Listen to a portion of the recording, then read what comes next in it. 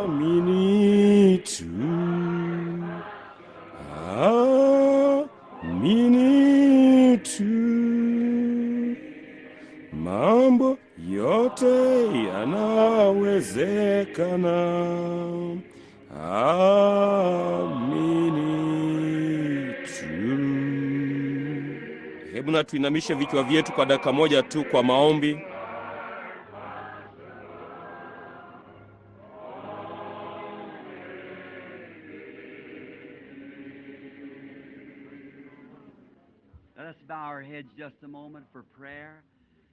Nina furaha sana kuwa pamoja nanyi usiku wa leo, na jambo la kwanza tunalotaka kufanya sasa ni kuzungumza na yeye ambaye tumekuja kumuona, Bwana Yesu, na tuombe.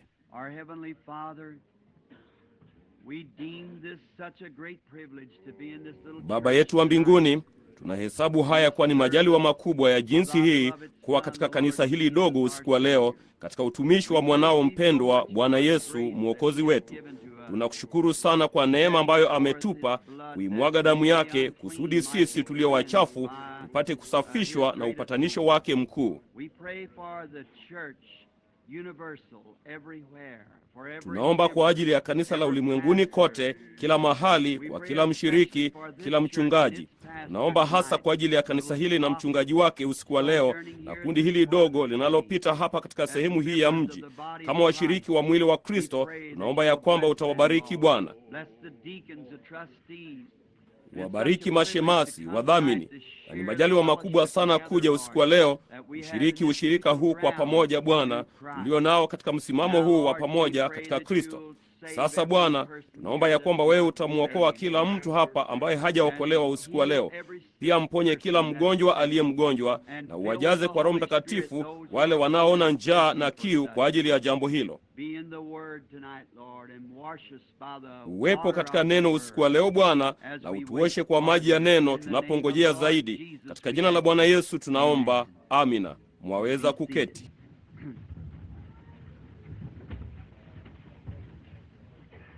Greetings to Brother Cyril and to the flock of the Lord that's sojourning. Salamu kwa ndugu Cyril na kwa kundi la Bwana linalokaa sehemu hii ya mji. Nina furaha sana kuwa hapa usiku wa leo kushiriki wakati wa ushirika pamoja nanyi, rafiki zangu wapendwa. Nami naona wengi wamesimama. Tunatumaini tu kwamba tutachukua muda mrefu sana, ujumbe mdogo kutoka kwa Bwana, na zaidi sana ni wakati wa kukusanyika pamoja. Nami nadhani nilikutana na ndugu hapo siku zilizopita mahali fulani. Nami ninajua niliutambua uso wake, lakini jina lake linasikika kama ninalolijua.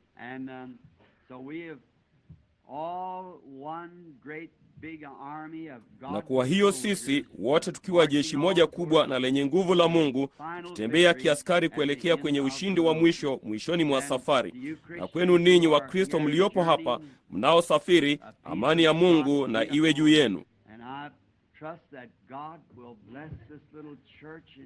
Nami ninatumaini ya kwamba Mungu atalibariki kanisa hili dogo, na lijaliwe likue likawe kanisa kuu mno hapa. Washiriki wote wajazwe na Roho Mtakatifu, na wawe watiifu sana kwa Roho, hivi kwamba dhambi haiwezi hata kuingia milangoni bila kutajwa na Roho Mtakatifu.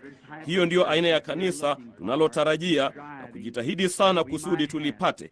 Ninaamini ya kwamba mambo hayo yanawezekana. Na sasa inawezekana pia ya kwamba kama tutajisalimisha tu kwa Mungu na kulisikiliza neno lake na kumwamini Yesu kwa moyo wetu wote, naamini ya kwamba kutatokea kanisa ambapo kwamba mambo hayo yatatukia. Ninajua ingekuwa ni shauku ya moyo wa kila mhudumu kuingia kwenye kanisa ambalo limejazwa sana na uwepo wa Mungu, na kila mtu akiwa katika upatano kamili na Roho, hata hakutakuwako na dhambi. Mshiriki mmoja asingeweza kufanya dhambi. Mara walipoingia mle, wangejua vizuri zaidi kuliko kuja mbele ya kanisa hilo wakiwa na dhambi hiyo maishani mwao. Roho Mtakatifu angeitaja mara moja papo hapo na kusema, hii hapa. Sasa hivyo ndivyo tunavyopaswa kuwa, enyi marafiki. Hiyo ndio aina ya kanisa, nasi tunajitahidi kulipata hilo, enyi ndugu, sivyo? Sote tunajitahidi kupata kitu hicho, na tunatumainia na kuamini. Na kusudi langu hapa Phoenix ni kuwa pamoja na wafanyabiashara wa Kristo kwenye mkutano huu. Walikuwa ni wakarimu sana. Ndugu Williams hapa ulitembelea kundi hili zuri la ndugu kwenye madhehebu mbalimbali na kadhalika, na makanisa madogo kote humu nchini, na ninyi ndugu mlifanya vizuri sana kunialika kufanya ushirika huu pamoja nanyi. Nafurahia jambo hilo sana, kwa maana mimi kweli ninapenda ushirika na ndugu zangu. Nafikiri Yesu alisema hivyo ndivyo watu wote watakavyojua kwamba ninyi ni wanafunzi wangu. Mwajua, wakati upendo wake unashiriki mmoja kwa mwingine. Tumekuwa na siku 3 usiku sasa, na jana usiku tulikuwa kwenye kanisa la ndugu Outlaw, na tulikuwa na wakati mzuri sana kule na juu kule Tempe, na halafu hapa kwenye imegeuzwa, nami sijui niko wapi hapa, mahali fulani tulikuwa huko magharibi ya Phoenix usiku wa kwanza. Na kesho asubuhi nafikiri kwenye saa 4 tutakuwa kwa ndugu Fula, na kesho usiku ni kwenye hekalu la imani kwenye barabara ya Kihindi, ninaamini, ama barabara ya shule ya Kihindi ama kitu kama hicho. Nimechanganyikiwa kabisa, ni kitu gani? Eti McDowell, barabara ya McDowell, ile maskani ya imani kwenye barabara ya McDowell. Lo jamani, barabara ya shule ya Kihindi, hilo si ni jambo la kufurahisha? Ni Calvary, maskani ya ushirika. Nimechanganyikiwa kabisa. Nilimsikia Bili akiniambia tukitoka nje sasa hivi, maskani ya ushirika. Na lakini sasa ninyi watu kwenye nini yenu hapa, kwenye wajibu wenu ni kesho asubuhi na kesho usiku. Kumbukeni jambo hilo. Tuko hapa tu matembezini, hatutaki mhamehame kutoka kanisa moja hadi jingine. Tutakutana sisi kwa sisi wakati mwingine juma lijalo tena, unaona, na kufanya ushirika pamoja. Lakini wajibu wako uko kwenye kanisa lako. Ninaamini kila Mkristo anapaswa kusimama kwenye wajibu wake wakati huo. Kwa hiyo nilikuwa nikizungumza na ndugu mmoja hapa leo, ndugu Sherid, rafiki wa thamani wa sisi sote, ambaye sote tunamjua, John Sherid, mtu muungwana tu. Naye alisema, ndugu Branham, mara nyingi nilikusikia ukisema ulikuwa unakuja magharibi siku moja kuishi. Nami nikasema, naam, kifungo cha mwisho kinachonifunga na mashariki kimeondolewa sasa, mama yangu. Naye alienda nyumbani kwa pamoja na Yesu siku chache zilizopita, na mama ya mke wangu ameaga dunia pia. Kwa hiyo ni kweli tunatafuta mahali pa kutulia, na kama ikitokea kwamba tushukie huku Tucson, Phoenix, Bwana akituongoza huku, isingetaka kamwe kuanzisha kanisa. La Bwana, isingefanya jambo hilo. Lakini mimi ni mmishinari. Ndipo wakati nikiwa nimekuja, ninapenda kwenda kutoka kanisa hadi kanisa, kukiweko na ushirika wa namna hiyo, na kuwa nafikiri mna makanisa mazuri hapa. Nasi tuna makanisa mengi sana. Inatupasa tu kuyabeba na kuyajaza. Hivyo tu, hilo ndilo tunalohitaji. Naam, tunafanya hivyo tu, maana mtu anapoanzisha kanisa jipya, kama lipo mahali popote lilipo, basi mnaona halina budi kuvuta kidogo hapa na pale, wala si vizuri kufanya hivyo. Kwa hiyo kama Bwana angeniongoza, ninawataka ndugu wajue ya kwamba isingekuwa ni kwa ajili ya kanisa lingine. Isingefanya jambo hilo kamwe hata kidogo. Mnaona, ingekuwa tu ni kuja hapa na kushirikiana na kila mmoja wenu, kila mmoja, na kuwa na wakati mzuri sana katika Bwana.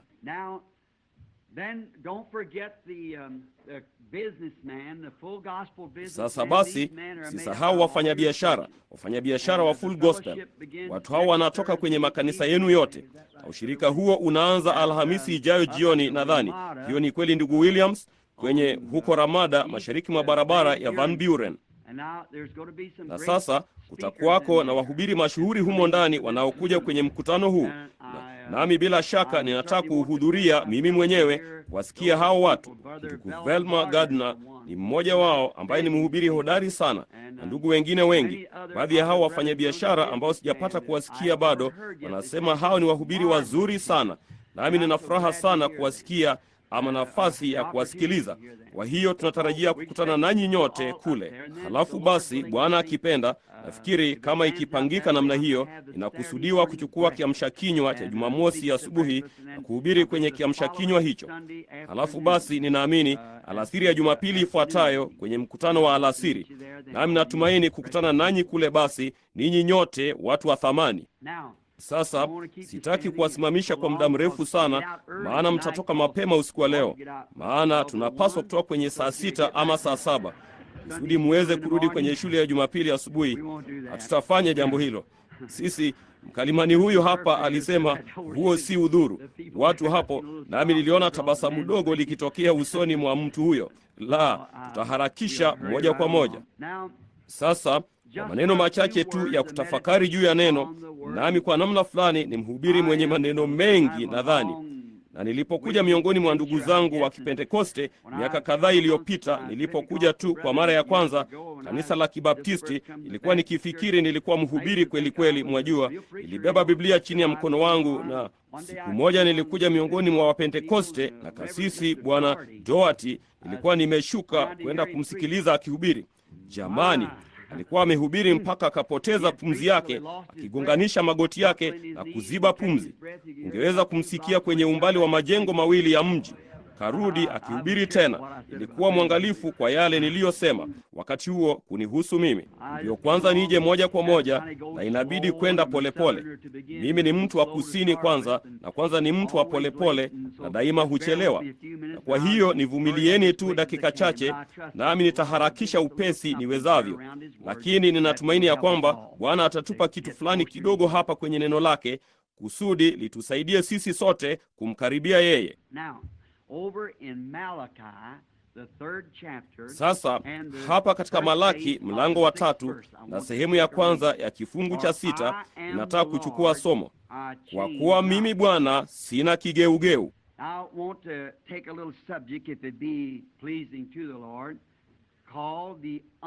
Ninataka kuchukua somo dogo, kama ikimpendeza Bwana, linaloitwa Mungu asiyebadilika hutenda kazi katika njia isiyotarajiwa. Mungu asiyebadilika akitenda kazi katika njia isiyotarajiwa.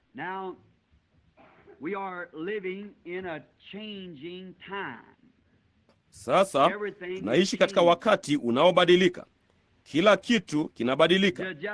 Kila kitu tu unachoweza kuangalia na kuona kwa macho yako kinatoka ardhini na ni kitu kinachofahamika kimwili na kinaanza kubadilika. Siku chache zilizopita, wakati nilipokuja Phoenix kwa mara ya kwanza, ni ziara yangu ya kwanza ya Phoenix ilikuwa ni miaka 35 iliyopita, Septemba hii ijayo. Nami niliishi huko nyikani kwenye barabara ya 16 na Henshaw. Nami nilishuka nikaenda kule chini, nao nyumba hiyo haipo tena. Kuna kituo cha mafuta na mji umejengwa pale.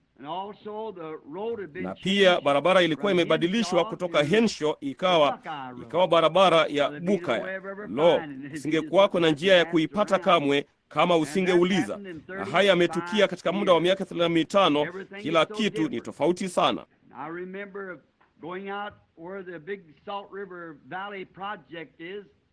Ninakumbuka nikienda ambako ule mradi wa bonde la mto wa chumvi ulipo. Mimi na jamaa mdogo tumepanda farasi kuwafukuza punda wadogo. Sasa pana bustani sehemu hizo. Kwa hiyo Phoenix imekuwa kutoka mlima mmoja hadi mwingine. Imeijaza nchi na imekuwa na mabadiliko makubwa sana. Usingejua wapi ni wapi. Nilipofika hapa, nafikiri idadi ya watu ilikuwa yapata watu 35,000 ama 40,000. Leo hii ni nusu milioni. Jinsi ambavyo mahali hapa pamebadilika inaonyesha panaendana na nyakati. Panabadilika jinsi wakati unavyobadilika. Phoenix hubadilika, mahali pengine hubadilika. Halafu tunajua pia kwamba barabara, ninaona hizo zilibadilika. Barabara mtu ulizokuwa unaingilia huku haziingii, haziko tena, zinaelekea kwingine. Unajaribu kufuatilia alama ulizoingilia wakati mmoja, unapotea, unaishia huko nje nyikani mahali fulani.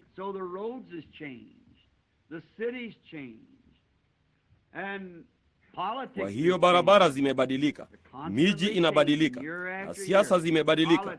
Zinaendelea kubadilika mwaka baada ya mwaka. Siasa zinabadilika na mataifa yanabadilika. Mataifa mwaka baada ya mwaka yanabadilika. Wanabadilisha msimamo wao, wanabadilisha mipango yao, na ninaona mandhari hubadilika kama vile miji. Wanakata miti, wanaishusha milima, na wao kule Florida wanatoka nje. Ukishuka na utembee kwa mbao ufuko, na mara ya kwanza unaposhuka kwenda kule hakuna kitu, maji tu ya pwani. Wakati mwingine tayari wamejenga kisiwa huko nje mahali fulani, na wamejenga makazi makubwa mapya humo, wakijitengenezea visiwa, wakiweka pampu kubwa kule chini baharini na kuyavuta maji na kuyapulizia juu, kisha wanakisawazisha kwa mabuldoza na kadhalika, na kujenga mji juu yake pamoja na nyumba ya kuishi, wakitengeneza visiwa, wakilipua vilele vya milima huku nje ambako inaonekana sungura angefika huko kwa shida. Nao wana nyumba huko juu yenye thamani ya dola laki nyingi. Mandhari yanabadilika, nasi tunaona watu wanabadilika. Imefikia ambapo watu siku hizi si wema kama walivyozoea kuwa. Sijui kama mmeona jambo hilo huku ama hamjaona, bali hakika tumeona jambo hilo huko kusini na mashariki. Watu wanabadilika mwaka baada ya mwaka, wana haraka sana. Inawabidi tu kuharakisha na kutimiza jambo hili. Kisha wanatimua mbio barabarani maili 90 kwa saa, msongamano mkubwa wa magari. Kisha wanasimama kwenye baa na kunywa pombe saa kadhaa kabla ya kwenda nyumbani. Ni kubadilika, kuharakisha. Wanaenda wapi? Unaona, wanawake wengi siku hizi wana mashine za kufulia na pasi za umeme na mashine ya kubonyeza kitufe kuoshea vyombo na kila kitu jinsi hiyo. Nao hata hivyo wana muda mfupi zaidi wa kuomba kuliko walivyopata kuwa nao.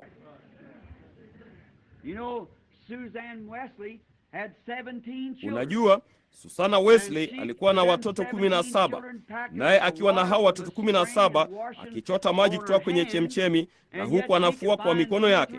Na hata hivyo angeweza kupata saa 2 ama 3 kwa siku kuomba pamoja na watoto wake, pamoja na watoto wadogo 17, na kutoka humo akatokea John na Charles.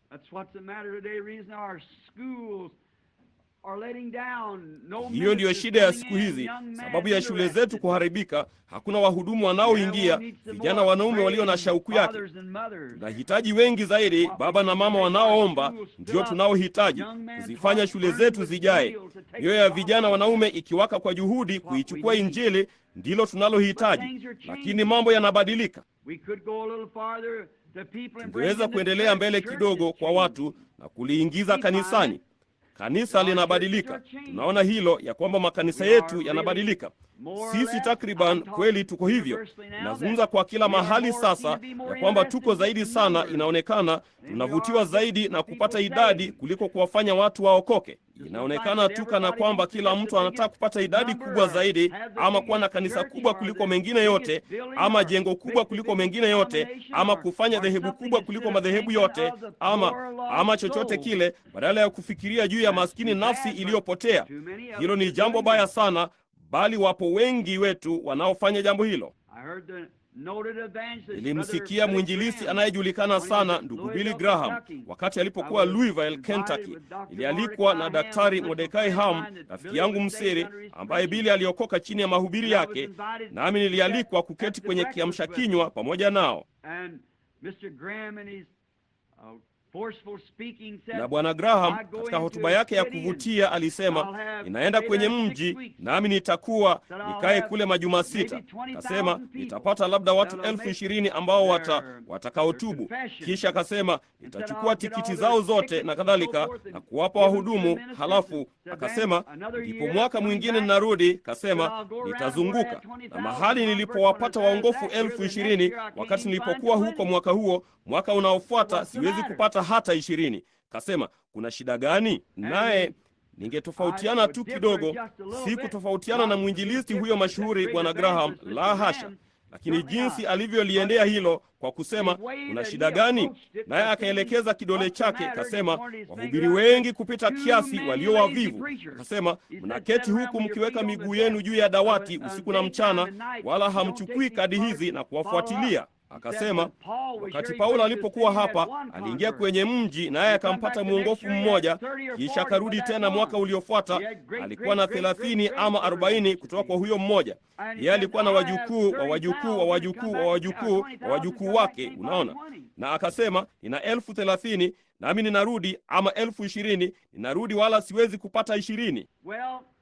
Vema, huenda ikawa ni kwa sababu mimi ni Mpentekoste, na bali nilitaka kusema jambo hili sana, hata ilikuwa ni vigumu kwangu kutulia.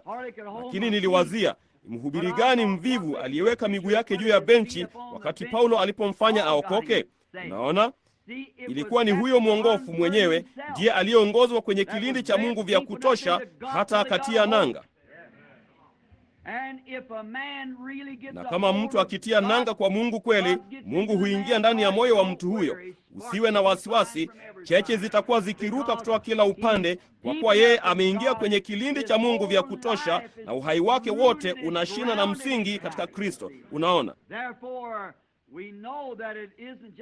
Kwa hiyo tunajua ya kwamba si wahubiri wavivu tu. Ni kwa sababu huyo mwongofu haingii ndani vya kutosha mpaka hauoni ulimwengu na mambo ya ulimwengu. Kama akipata kuwa karibu vya kutosha na Mungu, yeye hafanyi hivyo. Lakini tunaona ya kwamba makanisa hubadilika na watu hubadilika, barabara hubadilika, mandhari hubadilika, siasa hubadilika, bali kuna jambo moja lisilobadilika, hilo ni Mungu. Yeye anadumu, yeye yule. Mimi ni Mungu, sina kigeugeu. Haidhuru inachukua muda gani, Mungu kamwe hajabadilika hata kidogo, wala hawezi kubadilika. Ni mahali pa jinsi gani? Sababu ya yeye kutobadilika ni kwa sababu Mungu hana kikomo, na chochote kisicho na kikomo hakiwezi kubadilika. Na basi hebu na tusome jambo hili kwa muda kidogo kabla hatujaendea maandiko. Pasipo na kikomo ni pasipo na kikomo, hakuna mwanzo wala mwisho. Yeye ni mwenyezi, mwenye nguvu zote, aliyepo kila mahali, anayejua yote, anajua mambo yote, mahali pote, nyakati zote, yuna nguvu zote. Yeye ni Mungu, wala hana kigeugeu. Sasa inaweza kufanya uamuzi na kusema itakuwa hivi, nami nina kikomo, itanibidi kubadilika, kwa sababu mambo huja ambayo mimi itanibidi kusema vema, nilikuwa nimekosea. Lakini Mungu hawezi kufanya jambo hilo, kwa sababu uamuzi wake mmoja ndivyo ulivyo milele.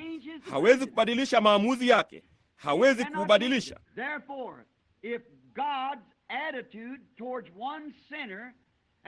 Kwa hiyo kama msimamo wa Mungu kwa mwenye dhambi mmoja, na alitaka kutubu, Adamu na Hawa, naye Mungu akawafanyia njia ya kutubu, na yeye akamsamehe huyo mwenye dhambi, na mwenye dhambi mwingine anakuja, Mungu hana budi kumfanyia huyo mwenye dhambi jambo lile lile, vinginevyo yeye alikosea wakati alipomtendea mwenye dhambi wa kwanza.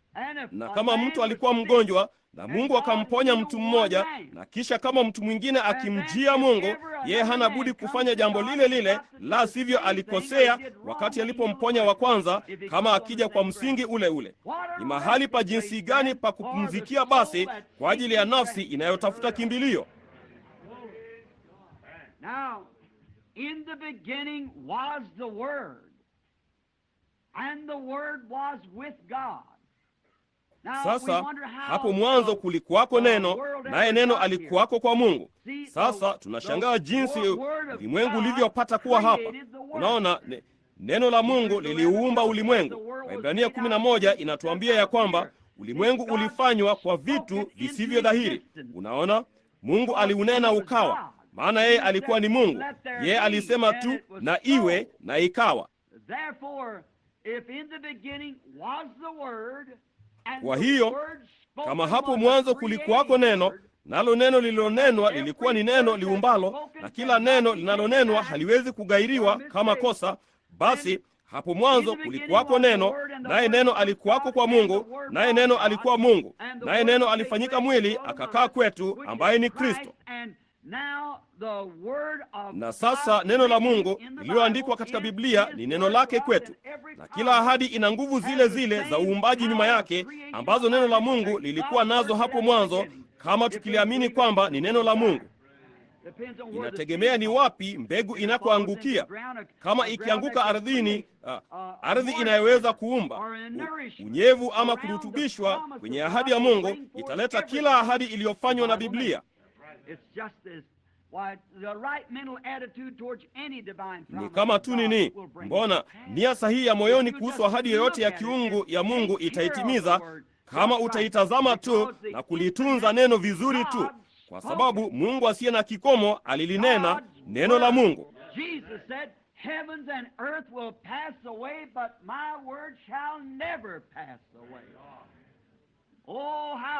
Yesu alisema, mbingu na nchi zitapita, bali neno langu halitapita kamwe.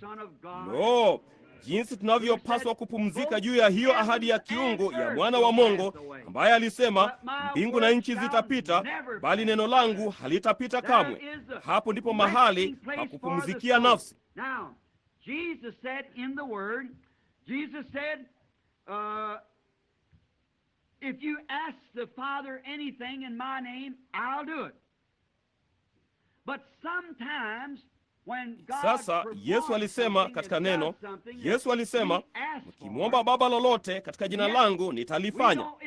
Lakini wakati mwingine Mungu anapotenda jambo fulani na kufanya jambo fulani ambalo tunaomba, hata hivyo hatunini, linakuja kwa njia isiyotarajiwa, na wakati mwingine katika mahali pasipotarajiwa na kwenye wakati usiotarajiwa. Lakini Mungu atajibu katika njia yake mwenyewe kama tu utaamini hilo. Unaona? Huna budi kuliamini, kulikubali, halafu usiligairi. Ishikilie na kusema, hili hapa Mungu alilinena, hilo la tosha. Kama Mungu alisema hivyo, hilo limekwisha. Haidhuru ni muda mrefu jinsi gani.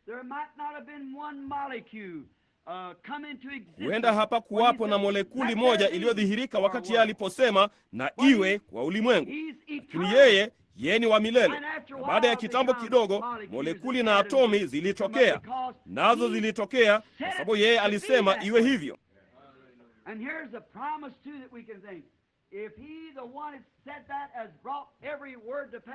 Na hii hapa ahadi pia tunayeweza kuwazia.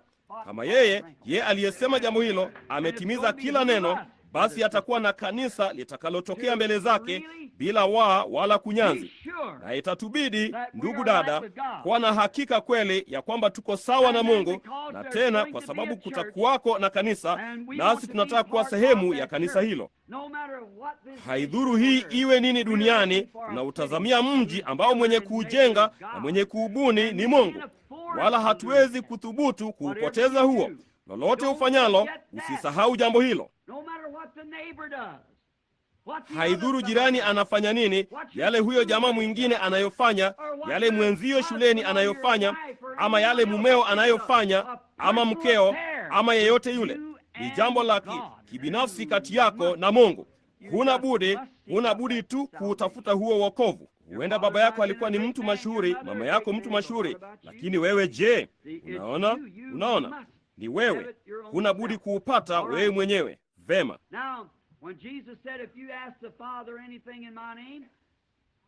Sasa wakati Yesu aliposema, ukimwomba Baba lolote katika jina langu nitalifanya. Sasa hilo liko waziwazi bila kuficha. Nitalifanya. Naye alikuwa sasa lina masharti. Kama utaamini utakapoomba. Sasa katika Marko 11:22 tunaona kwamba Yesu alisema, ukiuambia mlima huu ng'ooka ukatupwe baharini, wala usione shaka, bali uamini kwamba hayo uliyosema yatatukia, yatakuwa yako. Unaona? Sasa hakika usingeweza tu kutoka hapa nje na kusema, ewe mlima shuka. Inakupasa kuwa na kusudi na nia ya kufanya hivyo. Unaona? Na kwamba inakubidi kutafuta kujua kwanza kama ni mapenzi ya Mungu, na halafu kusudi lako na nia yako kwa mapenzi ya Mungu, na ndipo uuambie na usimame pale, utashuka. Naam. Unaona, kama ukiweka hali ya mambo sawa, lakini inakubidi kuweka hali ya mambo sawa. Sasa inakupasa kukumbuka pia ya kwamba Mungu anapojibu wakati mwingine ni katika njia isiyotarajiwa. Yeye hana kigeugeu, bali hufanya mambo katika njia zisizotarajiwa. Sasa hebu na tuchukue kisa kimoja ama viwili kabla hatujaendelea. Hebu na tuwazie juu ya Musa. Ninapenda kujifunza juu ya Musa. Yeye alikuwa ni mtu hodari sana, naye alitupa Agano la Kale kupitia nguvu za Mungu. Na mara nyingi wenye kushuku husema, sasa Musa aliandika hilo, basi tunajuaje kwamba ni kweli?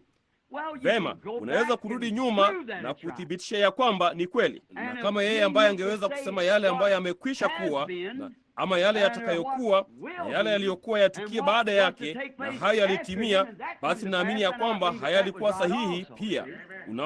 Unaona? Ni kama tu vile tunavyoweza kusimama hapa juu ya kanisani, naye Roho Mtakatifu anaweza kurudi nyuma maishani mwako na kukuambia kile kilichotukia, na unajua kama hilo ni kweli au la. Vema, kama unajua na unajua kuwa hiyo ni kweli, basi hakika ungeweza kuamini yale yeye anayokuambia yatatukia, yatakuwako, kwa maana hili linashuhudia lile. Unaona, na hiyo ni kweli. Na kwa hiyo tunaona kama mashahidi wa Waebrania 11 na mahali pengi katika Biblia ya kwamba mashujaa wa imani ni wale waliodumu katika ahadi ya Mungu. Dumu tu pale pale, haidhuru mtu mwingine yeyote anasemaje, naye Mungu atakutumikia hilo katika wakati wake mwema. Sasa Musa alishuka kwenda Misri, ama alikuwa Misri hasa, alizaliwa kule, mtoto mzuri. Wazazi wake waliona kwamba alikuwa hivyo, waliona kwamba alikuwa hivyo, wala hawakuogopa amri ya mfalme. Halafu basi, wakati Musa alifunzwa na mama yake, ni mwalimu mzuri jinsi gani mama yake mwenyewe, na angeweza kumhadithia hadithi hizo. Musa, wewe ni mwanangu, bali ulizaliwa kwa kusudi fulani, na Mungu atakutumia siku moja kuwakomboa Israeli. Na baada ya kifo cha mama yake wa thamani, basi nadhani Musa alikuwa mtawala mkuu ama wa pili kutoka kwa Farao pale, alikuwa ni mrithi wa kiti cha enzi. Ndipo siku moja aliwahurumia ndugu zake, na hisi wakati mwingine ya jambo fulani. Hata hivyo, hata kama tukihisi, inatubidi kutenda katika njia ya Mungu tupate kuifanya kazi hiyo vizuri. Hakika sasa ninaamini ya kwamba Mungu ana rehema juu ya wote walio na njaa na wanaoteseka, na nasi tuna kila namna ya mashirika ya kuwalisha wenye njaa na kadhalika. Ninaamini kwamba hilo ni jambo zuri sana, lakini hata hivyo kazi yenyewe ni Injili. Hiyo ndiyo kazi yenyewe halisi, ni Injili, kuichukua Injili.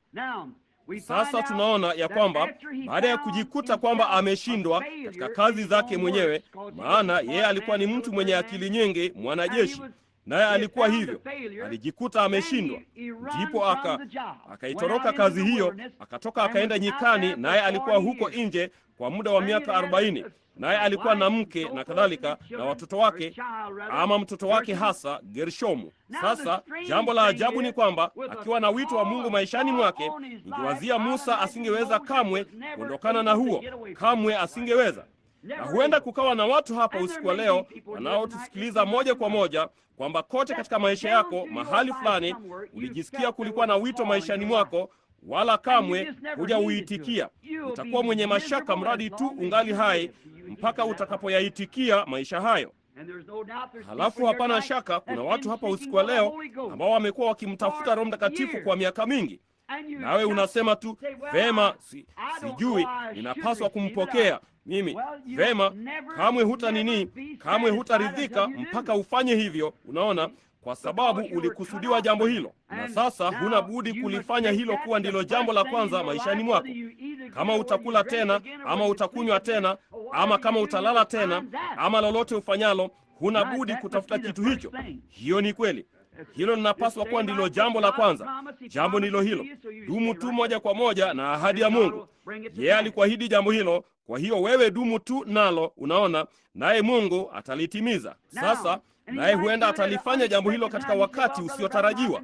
Unasema, vema ndugu Branham, nimekuwa nikifanya kazi kwa bidii leo, nami nimechoka kidogo, wala sijajisikia nafuu kwa muda wa siku 3 ama 4. Huenda huo ukawa ndio kabisa wakati wenyewe. Unaona, hujui hata kidogo wakati litakapotukia. Ni mara ngapi ningeweza kusimama na kwa siku kadhaa nisimulie matukio ninapokwenda mwituni kumtafuta Bwana, ambapo miiba hunikwaruza na ndege wananiudhi na mbu wananiuma. Huo ndio wakati wenyewe hasa ambapo Mungu anajiandaa kufanya jambo fulani papo hapo. Wakati hasa jambo fulani linaloonekana halitarajiwi kabisa, ndipo Mungu hujitokeza kushikilia. Now look at Moses, this great old sheep herder now, he was already 80 years old. Sasa muangalie Musa, huyu mchungaji wa kondoo mzee mashuhuri, sasa alikuwa tayari ana umri wa miaka 80. Alikuwa na umri wa miaka 40 kabla hajachukua msimamo wake kwa ajili ya Mungu. Kisha akachunga kondoo huko mbali, nami naona alikuwa nyikani kwa miaka 40, naye alikuwa anazeeka, labda masharubu yenye mvi na nywele ndefu zenye mvi zinazoning'inia. And here he was, not in church, he was under Mount Horeb, and God. Basi alikuwa ndiye huyu hapa, si kanisani, yeye alikuwa chini ya mlima Horebu. wala Mungu hakushuka kwa kupitia mahubiri ya Injili, bali katika kijiti kilichowaka moto. Unaona, wakati usiotarajiwa, mahali pasipotarajiwa, na katika njia isiyotarajiwa. Alidhani Mungu angekutana naye huko mahali fulani akiwa na fimbo yake mkononi mwake, ama upanga, ama chochote alichotumia kumuua yule Misri. Lakini Mungu alikutana naye si hata kanisani, chini ya mlima. Mungu alikutana naye si katika nyimbo za dini, bali katika kijiti kilichowaka moto. Wala si alipokuwa kijana, bali alipokuwa mzee. Mungu alimwita akiisha timiza umri wa miaka 80.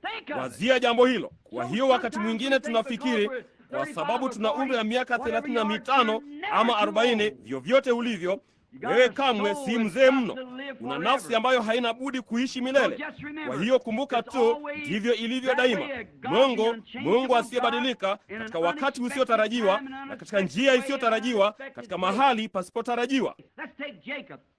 Hebu na tumchukue Yakobo. Yakobo alikuwa anakimbia, alishikwa kati ya mioto miwili. Sasa yeye alikuwa akienda nyumbani, naye Labani baba mkwe wake alikuwa anakuja huku akimsaka, kwa sababu mke wake alikuwa ameiba miungu yao. Na tena anakuta kwamba Esau anakuja huku akimfuatilia ndugu yake ambaye alikuwa amemdanganya. Sasa huo ulikuwa ni wakati usiotarajiwa kabisa kwa Mungu kumtembelea.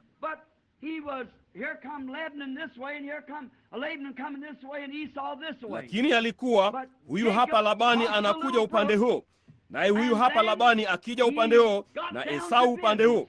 Lakini Yakobo alivuka kile kijito kidogo, na ndipo akaanza kushughulika. Na labda kwa mara ya kwanza maishani mwake alishika kitu fulani kilichokuwa ni halisi, naye aliweza kushikilia mpaka baraka zilipokuja. Hilo lingekuwa ni somo kubwa kwetu sisi sote. Mara ukishika kitu ambacho ni halisi, kishikilie, usikiachilie. Haidhuru jua linapita juu mara ngapi, ama lolote linalotukia, ni maumivu mangapi ya njaa yanayokuja, chochote cha zaidi, kishikilie mpaka utakapobarikiwa kwacho, mpaka utakapopata ahadi ya kitu hicho. Shikilia. Yeye alimweka mkewe na mambo yote mbali naye, kisha akajitenga, ndipo akashikilia, kwa sababu alizingirwa kati ya mioto miwili. Na Mungu akakutana naye katika njia isiyotarajiwa, katika wakati usiotarajiwa, katika mahali pasipotarajiwa. Hapo ndipo Mungu alipokutana naye. Isaya nabii, kijana mwanamume, alikuwa ameegemea juu ya mkono wa mfalme mzuri, naye alikuwa mtu mzuri na alikuwa akiishi maisha ya raha. Lakini siku moja huyo mfalme alikufa. Ndipo nabii Isaya akashuka akaenda madhabahuni katika nyumba ya Mungu, na wakati alipokuwa akiomba pale, alinaswa kati ya dhambi zake mwenyewe na hilo ono. Ndipo akalia kwa sauti kuu, ole wangu! Wakati alipowaona malaika waliofunika nyuso zao kwa mabawa juu ya miguu yao, na wakiruka wakisema kwa sauti kuu, mtakatifu, mtakatifu, mtakatifu kwa Bwana. Yeye akapaliza sauti, ole wangu, kwa maana mimi ni mtu mwenye midomo michafu. Yeye alishikwa katika wakati usiotarajiwa, mahali pasipotarajiwa. Aliwazia, nitashuka niende na kusema sala zangu na kusimama na kwenda, kwa sababu watu wanaamini mimi ni mhubiri mzuri ama mchungaji ama kitu kama hicho. Lakini alishikwa pale. Si kwamba tu alishikwa katika hali hii kwa ono, bali alishikwa akiwa na midomo michafu katika nyumba ya Mungu aliye hai. Ndugu, kama hilo lingechunguzwa kote katika mji huu usiku wa leo na kesho asubuhi, kuhusu wahudumu ambao wangesimama na kukwambia ya kwamba hakuna kitu kama uponyaji wa kiungo, wala hakuna kitu kama ubatizo wa Roho Mtakatifu, ingekuwako na wengine zaidi wakipaliza sauti, ole wangu niliye na midomo michafu. Ni kweli, naam, ni kweli kabisa.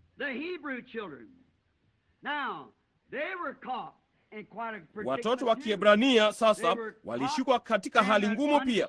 Walishikwa katika mahali pasipotarajiwa, ambapo walikutana na Mungu, kusudi Mungu aje kwao kwenye tanuru iliyowaka moto, wakati usiotarajiwa, njia isiyotarajiwa.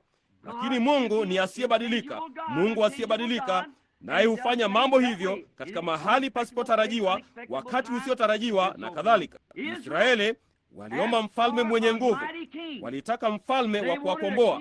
Huyo ndiye waliyetarajia Mungu awapelekee.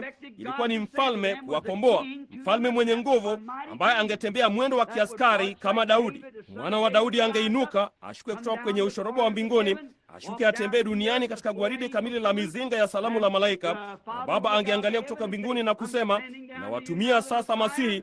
Nao walikuwa wameyaandaa yote ya kwamba hivyo ndivyo alivyopaswa kuja. But what did they get? They got a baby instead of a mighty king. A baby born in a little. Lakini walipata nini? Walimpata mtoto mchanga badala ya mfalme mwenye nguvu. Mtoto mchanga aliyezaliwa katika zizi dogo bavuni mwa kilima, zizi dogo la pangoni lenye nyasi kavu na samadi kutoka kwa wanyama, na mtoto mchanga.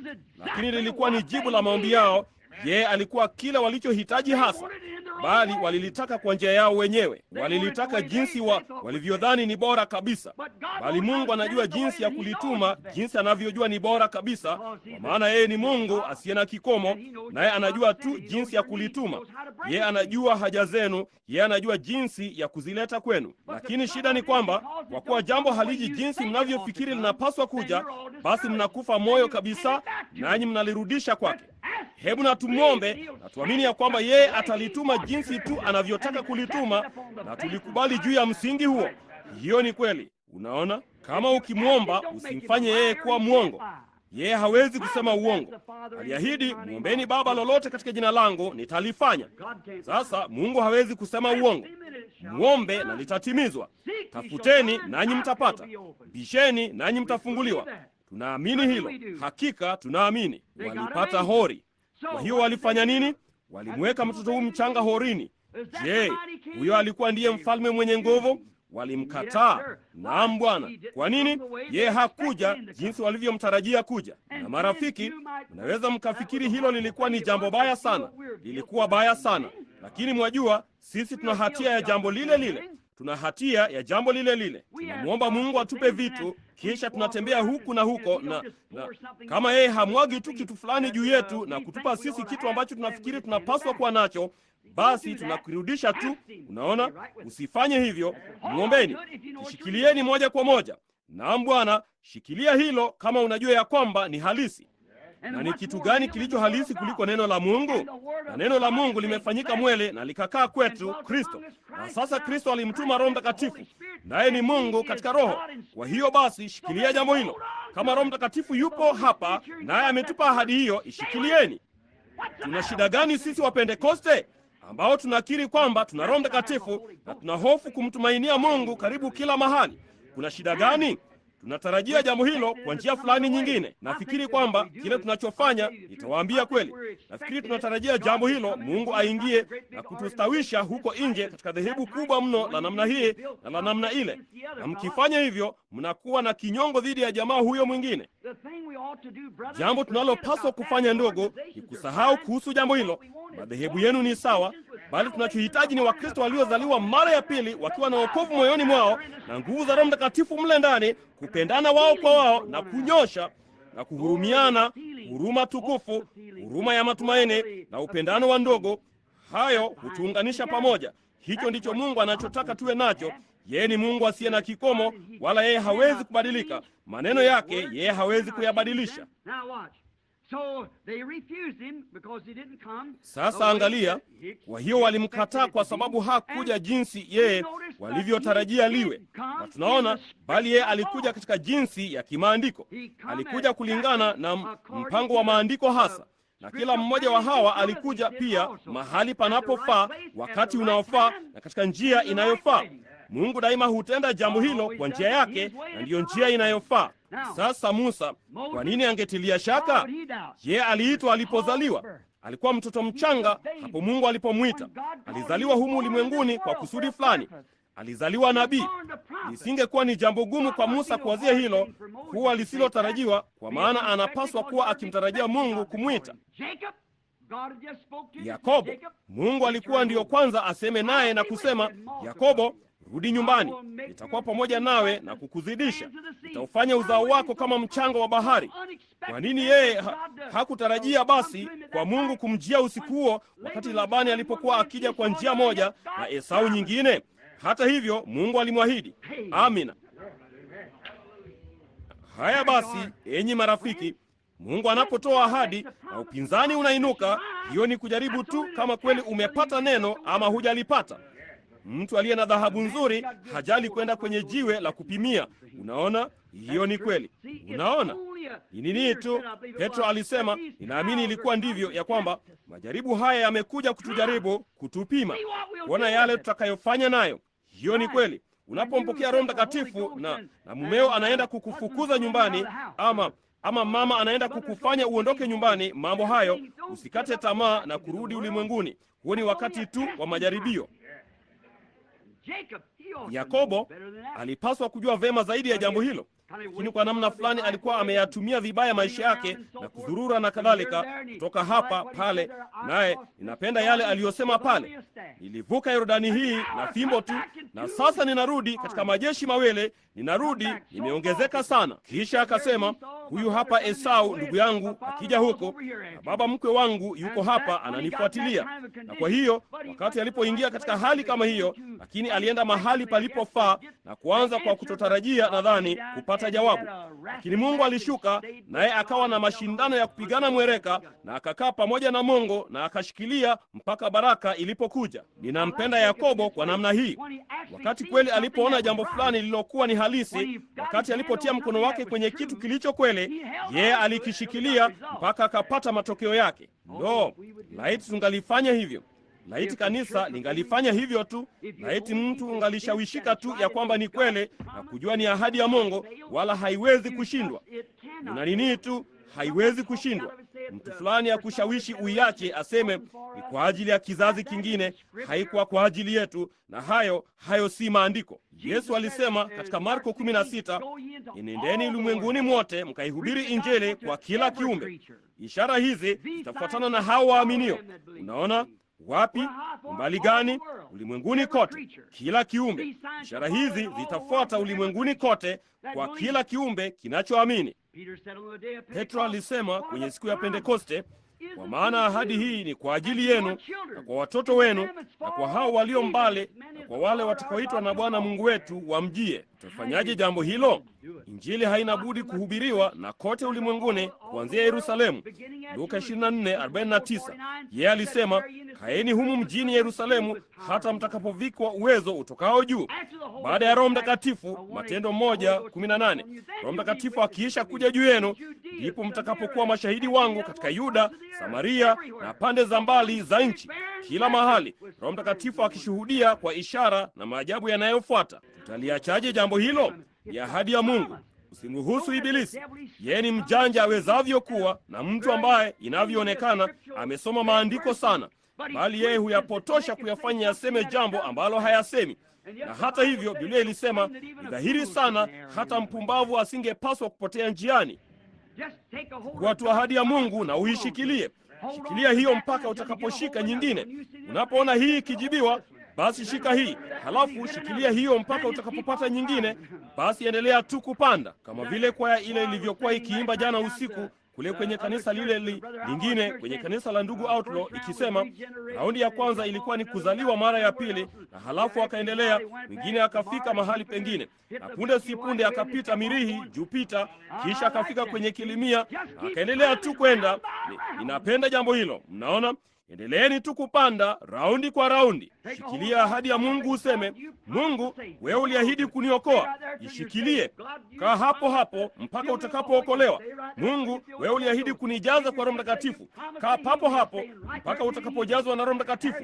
Kama wewe ni mgonjwa, sema, uliahidi kuniponya. Ninakaa papa hapa mpaka utakaponiponya. Jambo ndilo hilo. Hiyo ndiyo njia ya kulifanya. Kaa nalo. Mungu hana kikomo, yeye habadiliki, hawezi kubadilika. Naye anafanya jambo hilo katika njia zisizotarajiwa, bali shikilia mpaka litakapokuja. Usimwambie Mungu nini, jinsi unavyotaka yeye alifanye. Atalifanya jinsi anavyotaka kulifanya. Unaona? Usimwambie jinsi ya kulifanya. Sasa angalia. Sasa tunaona ya kwamba Isaya alizaliwa nabii. Sasa Je, alikuwa kwenye wajibu wake wakati alipokuwa kule chini madhabahuni? Halikuwa ni jambo la kigeni kwa nabii kuona ono, kwa hiyo anapaswa kukumbuka. Je, alikuwa moja kwa moja kwenye wajibu wake. Kwa hiyo hakuwa nje ya maandiko, alikuwa moja kwa moja kwenye maandiko. Mungu alisema, ikiwako na mtu miongoni mwenu ambaye ni wa kiroho, nabii, mimi Bwana Mungu nitajitambulisha kwake. Yale nabii huyo asemayo yakitimia, basi msikieni; yasipotimia, mkataeni. Kwa hiyo unaona, Yakobo alikuwa anachukuana na maandiko, Musa aliendana na maandiko. Na Eliya, hebu tumchukue Eliya hapa. Ningetaka kumwambia sasa, yeye alitoka akaenda huko mbali nyikani na akakaa mwenye huzuni.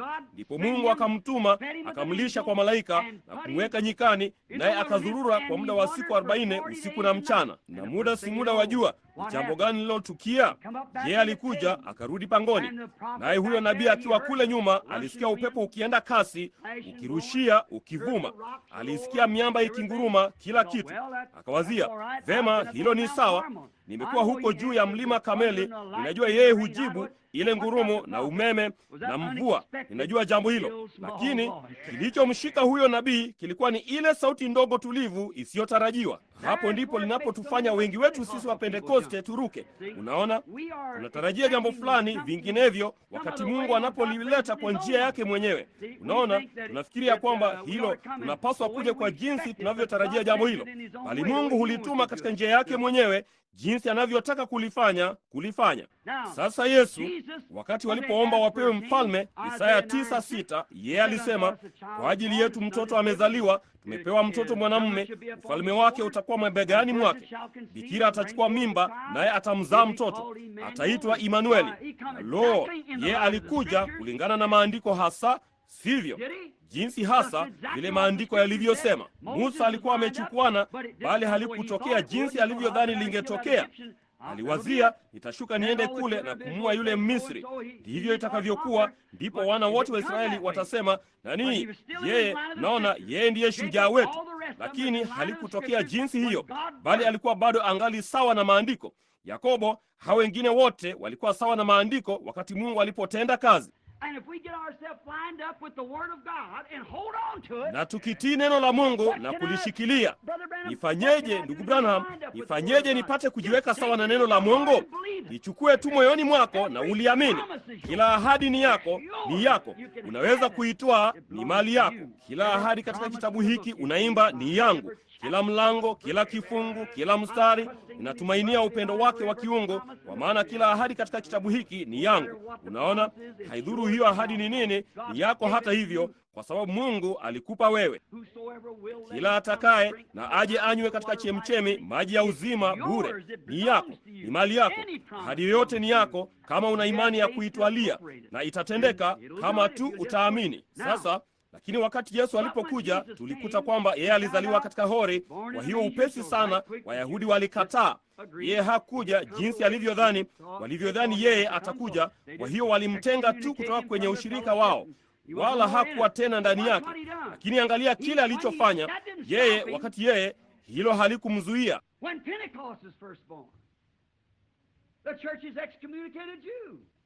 Wakati Pentekoste ilipozaliwa kwa mara ya kwanza, kanisa lilitengwa pia. Hilo halikuzuia ujumbe, unaendelea vivyo hivyo. Yesu hawezi kuzuiwa. Ni nani anayeweza kumzuia Mungu? Huwezi kumzuia. La, usingeweza kumzuia. Ingekuwa ni rahisi zaidi kwako kulikomesha jua, bali huwezi kumpinga Mungu. Mpango wake utaendelea. Kwa hiyo ilifikia wakati makanisa kule nyuma yalipokuwa yakiombea uamsho, ilitukia kwa njia isiyotarajiwa. Alichukua kundi la mtu mmoja mweusi mwenye chongo huku California na baadhi ya wazururaji wa mtaani na vitu kama hivyo, na akawajaza na Roho Mtakatifu na kuanzisha moto ambao, angalia mahali umefika sasa. Ndilo kanisa linalokuwa upesi kuliko yote ulimwenguni. Walikuwa na waongofu wengi zaidi mwaka jana kuliko hayo mengine yote yakiwekwa pamoja. Naam, hiyo ni kweli. Mgeni wetu wa Jumapili, lile gazeti la Kikatoliki lilisema hivyo. Waliwaandikisha 1,500,000. Ni kitu gani? Neno la Mungu linaendelea mbele zaidi na zaidi na zaidi. Watu wake kamwe hawataangushwa. Wao ni askari. Amina. Maana neno la Mungu aliye hai linawaka mioyoni mwao. Hiyo ni kweli. Mungu anawatumia fedha mahali mbalimbali, akiwabariki, akiwaleta. Sasa hebu na tuweke nia yetu kwenye neno na juu ya Mungu, na tuendelee kusonga mbele. Sasa msiliondoe mkisema sisi tutakuwa kundi lililo kubwa kuliko yote, ama tuna kundi lililo bora sana mjini, umati uliovalia nadhifu sana huja kwetu, ama kitu kama hicho. Ukiweka hicho niani mwako, umeanguka papo hapo. Unaona? Naam Bwana. Kumbuka tu, popote alipo Roho ndipo palipokuwa na wale wenye uhai. Hiyo ni kweli.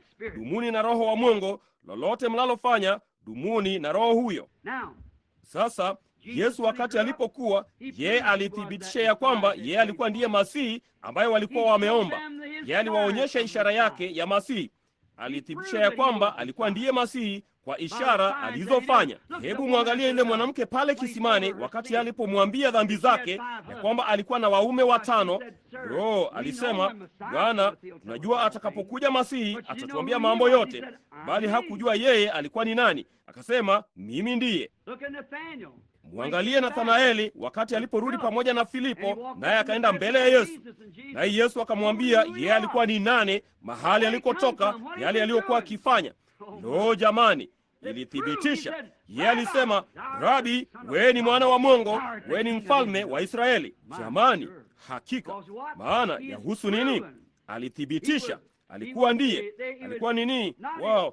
Yeye hakuletwa jinsi Israeli walivyodhani ataletwa. Walifikiria yeye atakuwa ni mfalme mwenye nguvu akiwa na fimbo mkononi mwake, na atatoka aende akawapiga Warumi kichwani nayo. Bali hiyo haikuwa njia ya Mungu. Hilo hata halikuwa ni maandiko ya mhusuyo yeye kufanya jambo hilo katika kuja huko. Kuja mara nyingine ndipo yeye atakapofanya jambo hilo. Wao walichanganya kuja mara ya kwanza na mara ya pili pamoja. Wakati huo yeye alikuja akiwa mnyenyekevu, mpole, ameketi juu ya nyumbu, amepanda akiingia. Na yeye alitoka kwenye nini? Kwenye mji ulio mdogo kuliko yote wa mikoa yote mikubwa. Na lo, maandiko yalitimiza tu kuja kwake jinsi atakavyokuja, bali walishindwa kuona jambo hilo. Unaona? Lakini yeye alifanya ishara ya Masihi, akathibitisha ya kwamba yeye alikuwa ni Masihi, nao wakaikataa kwa sababu alikuja kwa njia isiyotarajiwa kwao. Sasa laiti wangalikuwa tu tayari kumkubali juu ya misingi ambayo Mungu alimtuma. Je, sisi twaweza usiku wa leo kama Wapentekoste kumkubali Roho Mtakatifu juu ya misingi ambayo Mungu alimtuma? Je, tunaweza kumtarajia Roho Mtakatifu kufanya yale Mungu alisema yeye angefanya wakati atakapoingia? Je, huo ndio msingi tunaotaka kumkubalia? Ama tunataka kusema, no, ninaamini nilimpokea Roho Mtakatifu wakati nilipoamini, nilimpa mchungaji wangu mikono na kuambia ninaamini na Roho Mtakatifu? Hivyo sivyo Biblia ilivyosema. Wakati atakapokuja atanishuhudia mimi. Yesu alisema, unaona, atakapokuja. Sasa yeye anashuhudiaje juu ya Mungu? Anashuhudia kwa maisha anayoishi ndani yako. Kwa matunda yao mnajulikana.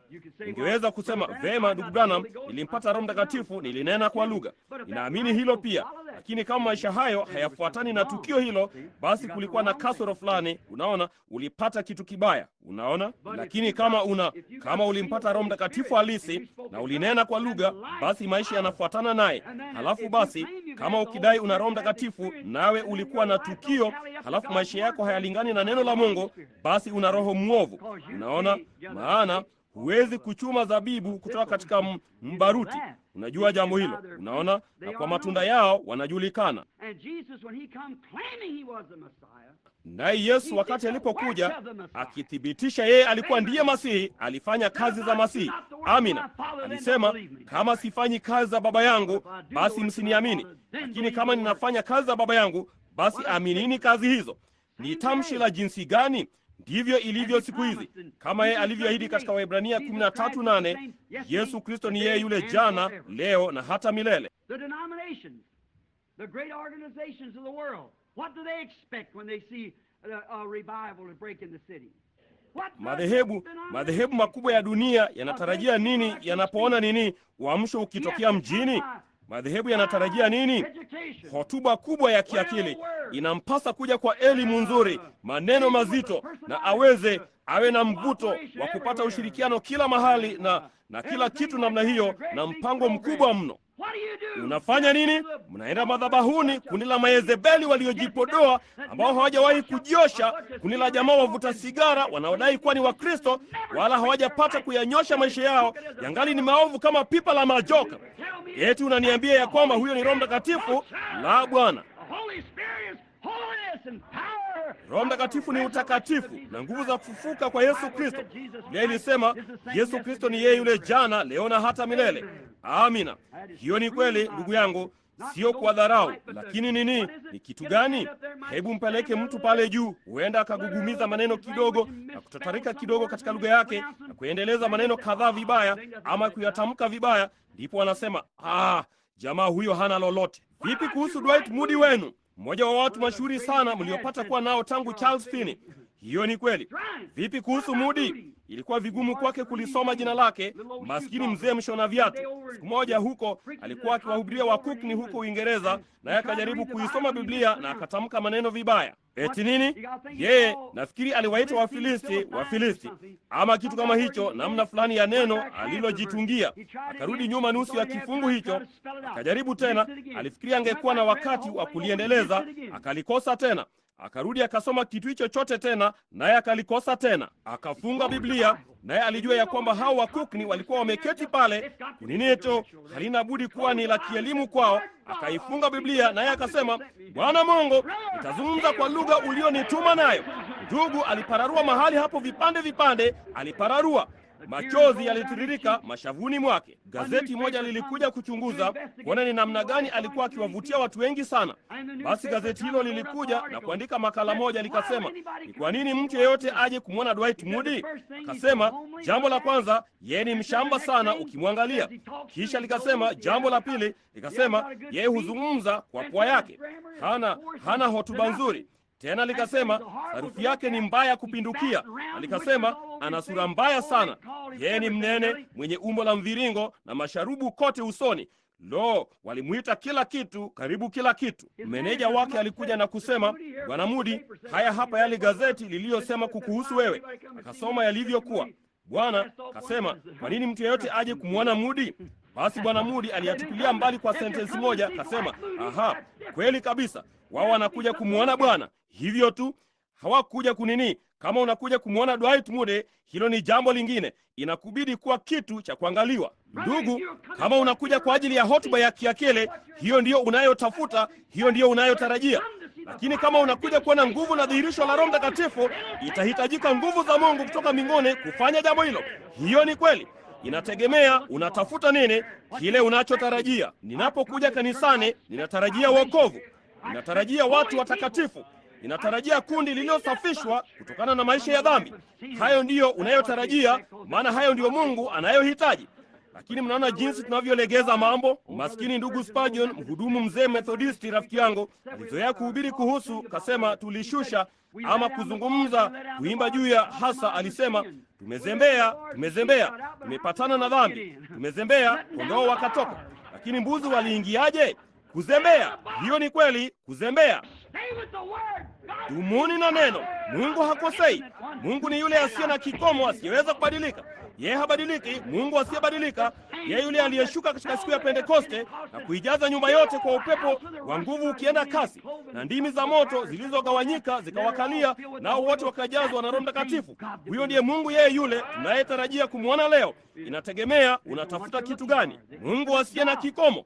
Mimi ni Mungu wala sina kigeugeu. Yeye habadiliki, hawezi kubadilika. Kama hicho ndicho alichowapa hao wenye matarajio wa kwanza huko nyuma, hicho ndicho atakachowapa wenye kutarajia wa pili, hicho ndicho atakachowapa wa tatu, wa nne, na kila mtu atakayemwita litakuwa ni jambo lile lile. Yeye alisema, mimi ni mzabibu, ninyi ni matawi. Kama mzabibu ukitoa tawi nalo lizae zabibu, mzabibu wa pili ama tawi lingine ambalo mzabibu huo utachipuza litazaa zabibu. Huwezi kufanya moja lizae boga, lingine tikiti maji na halafu zabibu. Huwezi kufanya jambo hilo. Unaona, inaonyesha ya kwamba limetupwa. Ni nini? Ni mzabibu ambao umepandikizwa. Hiyo ni kweli. Ama mzabibu fulani ambao umenini, ama tawi fulani ambalo limepandikizwa katika mzabibu. Nilikuwa nimesimama hapa wakati mmoja pamoja na ndugu John Shari. Alinionyesha kama matunda 4 ama 5 ya jamii ya machungwa kwenye mti. Ninaamini yalikuwa ni makomamanga labda nimekosea hapo. Yalikuwa ni machungwa na malimau na machenza na makangaja na mabalungi, yote yakikulia kwenye mchungwa. Nikasema, lakini ndugu John, ninataka kukuuliza jambo fulani. Yatakapochipuza sasa na kuchipusha matumba tena, nikasema, je, yote yatakuwa ni machungwa? Akasema, la, kila moja la tawi, kila moja la hayo matawi madogo yaliyokatwa na kupandikizwa kwenye mti huo, kama ni mlimau utanini, kama ni tawi la mlimau litazaa malimau. Nikasema, lakini vipi kama mti huo wa asili ukichipuza tawi lingine? Akasema, linazaa machungwa. Hiyo ni kweli. Kwa hiyo ndugu, tunaweza kujirusha ndani kwa dhehebu hilo tu ndilo tulilo nalo. Tunazaa matunda ya kimadhehebu, tunazaa ushuhuda wa kimadhehebu. Lakini kama umezaliwa na ule mzabibu nao ukuzae wewe, kiume kipwa katika Kristo, utazaa maisha ya Kristo. Kwa hiyo nisaidie, utayazaa kweli. Utakuwa na tukio lile lile walilokuwa nalo hapo mwanzo. Amina, ninajua ni kweli. Madhehebu huwatafuta wenye bongo. Shida sisi wa Pentekoste tunatafuta sana upepo unaoenda kasi, tunaikosa ile sauti ndogo tulivu. Hivyo tu ndivyo ilivyo, unaona? Naam Bwana, halitarajiwi wakati mwingine. Kama halina sauti ndogo tulivu ndani yake, vema, ama inayo mle, vema, hatutaki kulikubali. Mara nyingine mafundisho mazuri kweli, mara nyingine hutukatakata tu vipande vipande kwa namna fulani, yanatutimua manyoya yetu kidogo, unajua.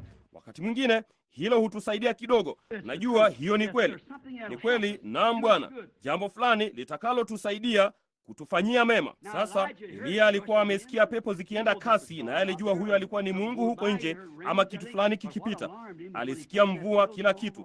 Lakini kilichomshitua ni wakati yeye alipokuja katika hiyo sauti ndogo tulivu. Alikuwa amemuona akija katika mvua, alikuwa amemuona akija katika moto pia. Alisikia pepo, alisikia mvua, alisikia moto, na akaona huo moto na kadhalika. Lakini alishtuka wakati hiyo sauti ndogo tulivu ilipokuja. Kwa hiyo aliweka utaji kwenye uso wake na akatoka nje.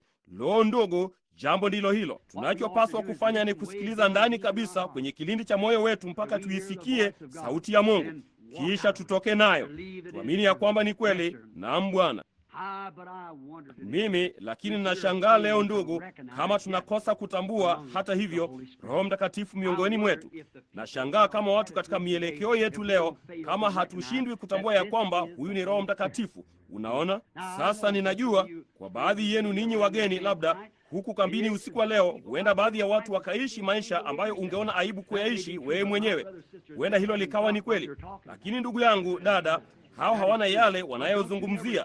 Hiyo ni kweli. Hilo ni kweli, lakini kamwe usiamue kwa jambo hilo. Nilipokwenda India, kulikuwa na mtu aliyetaka kunithibitishia angeweza kulalia msumari. Mmoja alitaka kutembea motoni. Alitaka kufanya mambo haya yote, kuonyesha yale angeweza kufanya kwa nikeli moja ama shilingi ama peni, chochote ambacho ungempa. Lakini sikilizeni, yeye alikuwa akicheza sehemu ya mnafiki kule nje. Lakini huko nyuma kabisa barani kulikuwako na mtu mwaminifu, alikuwa akifanya hivyo kabisa, wakifikiri walikuwa wakimtolea Mungu fulani dhabihu mahali fulani, lakini alikuwa akicheza sehemu ya mnafiki. Tuna jambo lile lile. Hiyo ni kweli kabisa. Baadhi ya wanaume, wanawake, wananinie tu ama wanaojiita wanajaribu tu kuiga na kufanya kana kwamba wana Roho Mtakatifu, na ni kwa sababu tu hao wengine huenda hivyo. Kama nilivyokuwa nikisema hivi majuzi usiku, wakati nilipoingia mimbarani kwa mara ya kwanza, nilienda pale juu, nami nilimwangalia Daktari Davis jinsi alivyohubiri, na ndiyo kwanza tu nipate leseni ya mtoa hotuba. Kwa hiyo nikaenda pale juu,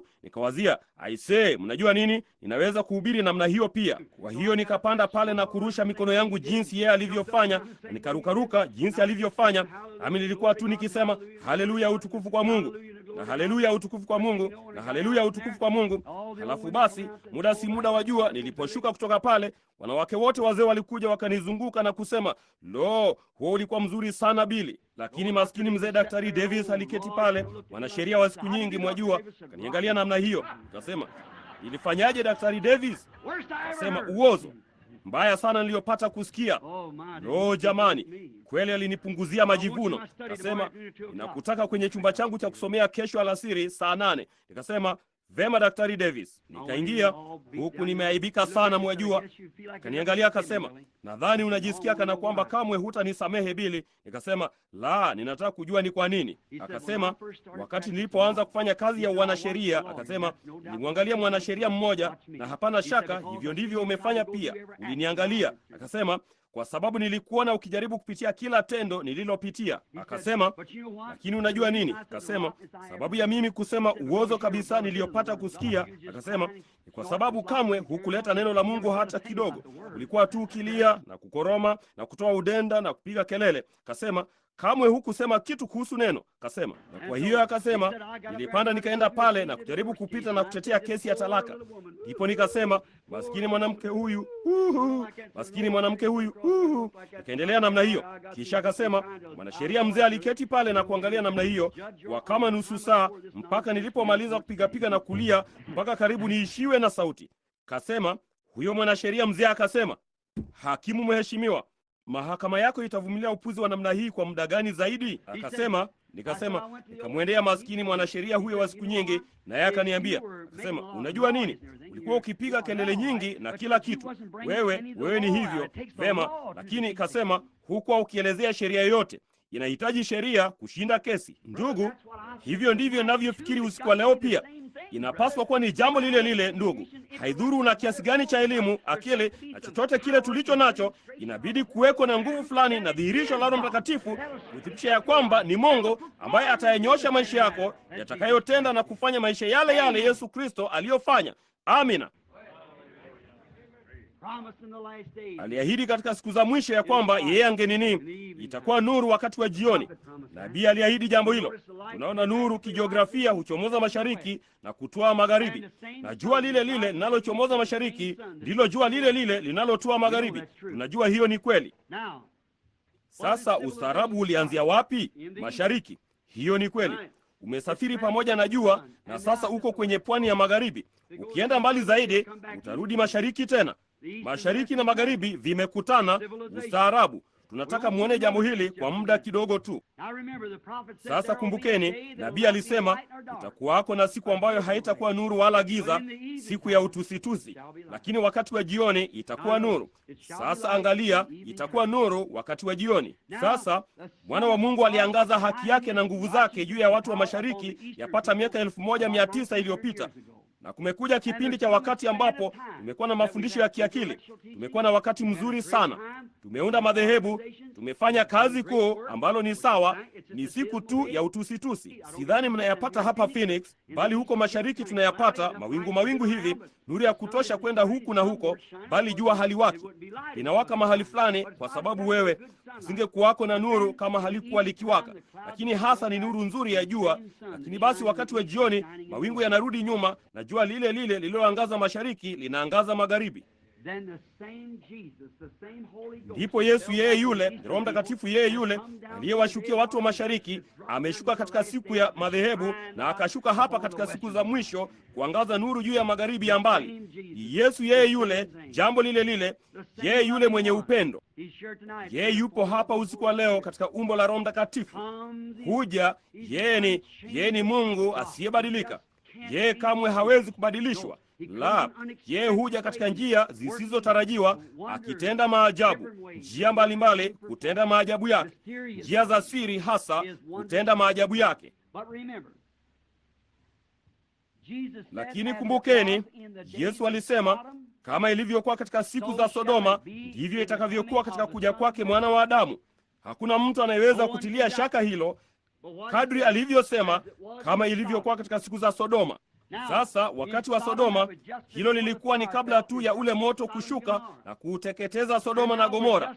Na sasa tunakaribia tu ile saa ya usiku wa manane kwa ajili ya kuja kwake Kristo mara ya pili na ulimwengu kuangamizwa kwa moto. Ni jambo gani lililotukia? Kulikuwako na matabaka matatu ya watu katika siku hiyo, na kuna matabaka matatu ya watu leo. Kwanza, kulikuwako na Wasodoma, ulimwengu. Kulikuwako na Lutu na watu wake, kanisa la kawaida, jamii ya wasomi. Na kulikuwako na Ibrahimu pamoja na kundi lake. Ibrahimu na kundi lake wameketi kule juu, kanisa lililoteuliwa na lililoitwa litoke.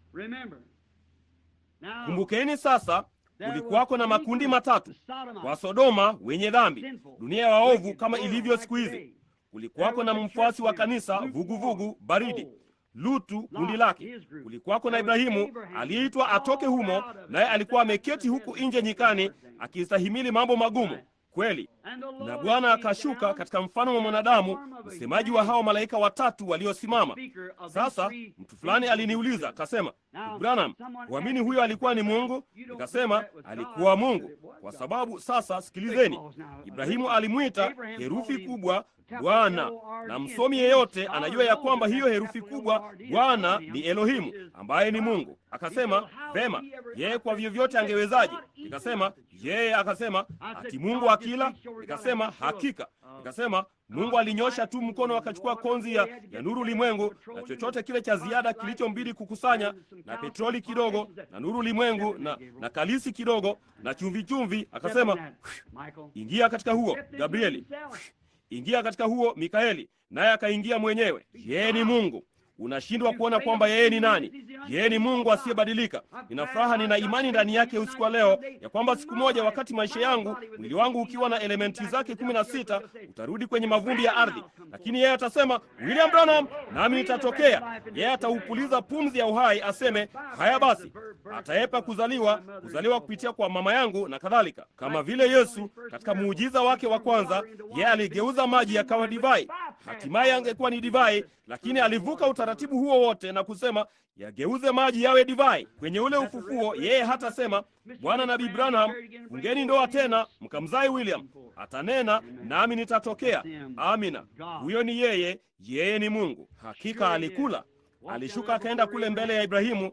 Sasa angalia yale aliyofanya sasa. Kumbukeni, wao walikuwa wakishuka kwenda huko. Wawili wa wale malaika walishuka wakaenda na kuhubiri huko Sodoma. Hilo ni kweli. Walifanya mkutano kule chini, lakini walifanya nini? Hawakufanya miujiza mingi mno, bali walifanya nini? Waliwapofusha hao wa Sodoma. Na sasa tuna malaika hao hao wakihubiria kanisa la kawaida siku hizi, akina Billy Graham na kadhalika. Na ni kitu gani kinachopofusha ulimwengu? Ni neno, na kuhubiri neno kunampofusha asiyeamini. Lakini liangalie kanisa hili teule lililoitwa litoke, huyu malaika aliyenena pale na Ibrahimu. Sasa kumbukeni, jina lake lilikuwa Abramu mpaka siku chache tu hapo kabla, na jina la mke wake lilikuwa Sarai, Sara. Lakini Mungu alikuwa amekutana na Ibrahimu katika umbo la roho, na alikuwa amebadilisha jina lake kutoka Abramu likawa Ibrahimu, kutoka Sarai likawa Sara. Na sasa mwangalie malaika huyu, mavumbi nguoni mwake, naye alisema, Ibrahimu, yu wapi mkeo Sara? Na shangaa, hapana budi, Ibrahimu alisema, uongozi wangu ulikuwa ni wa kweli. Nilisikia tu kitu fulani. Jamaa huyo alikuwa tofauti. Akasema, yumo katika hema iliyo hapo nyuma yako. Alijuaje alikuwa na mke? Alijuaje jina lake lilikuwa limebadilishwa? Alijuaje hayo? Mama huyu hali hizi? Kasema, nitakurudia wakati huu mwakani. Hata alijuaje Ibrahimu alikuwa ameoa? Unaona, yu wapi mkeo Sara? Akasema, sasa angalia, mimi hicho kiwakilishi nafsi hapo, nitakurudia majira kama haya mwakani. Unaona, huyo alikuwa ni nani? Unaona yeye alikuwa ni nani? Na yeye akasema, na Sara hemani akasema, inawezaje? Akacheka. Kwa maneno mengine, kucheka kifichifichi, mwajua, kimoyomoyo. Akasema, sasa angalia, inawezaje kupata raha tena? Ibrahimu alikuwa na umri wa miaka 100, nayo Biblia inasema dhahiri hapo sasa ya kwamba wote wawili walikuwa na umri mkubwa na ni wakongwe. Naye Sara alikuwa amekoma katika desturi yake kwa muda mrefu. Ibrahimu mwili wake ulikuwa kama umekwisha kufa, naye mke tumbo lake la uzazi lilikuwa limekauka na limekufa kwa muda wa miaka kadhaa. Nitakurudia majira kama haya mwakani, nawe utamzaa mtoto huyu. Sasa angalia, kabla ya kufunga, naye Sara akacheka akasema, jambo hilo kwa vyovyote lingewezekanaje? Mimi na nikiwa mkongwe namna hii nitapata raha tena na bwana wangu pia. Sasa angalia, hizo ni herufi ndogo tu za mimi pale, Bwana Ibrahimu, yeye akiwa mkongwe pia. Ndipo malaika akasema, kwa nini Sara akacheka? Lo jamani! Sasa kumbukeni, Yesu alisema, kama ilivyokuwa katika siku za Noho na katika siku za Sodoma, ndivyo itakavyokuwa katika kuja kwake Mwana wa Adamu. Ni kitu gani? Ni Mungu Roho Mtakatifu akiishi miongoni mwa miili ya wanadamu katika vyombo hivi vilivyowekwa wakfu, ambavyo damu ya mwana wa Mungu imeviosha kwa imani, na Mungu akiishi katika vyombo hivi akifanya na kutenda kazi za Yesu Kristo, akimfanya yeye yule jana, leo na hata milele. Kama tumebatizwa na Roho Mtakatifu katika mwili huo, basi tunakuwa mwili wa Kristo. Ndipo tumefufuliwa pamoja naye. Wakati yeye alipofufuka, tulifufuka pia katika ufufuo pamoja naye, kwa sababu yeye ndiye kichwa, nacho kichwa pamoja na mwele viko pamoja.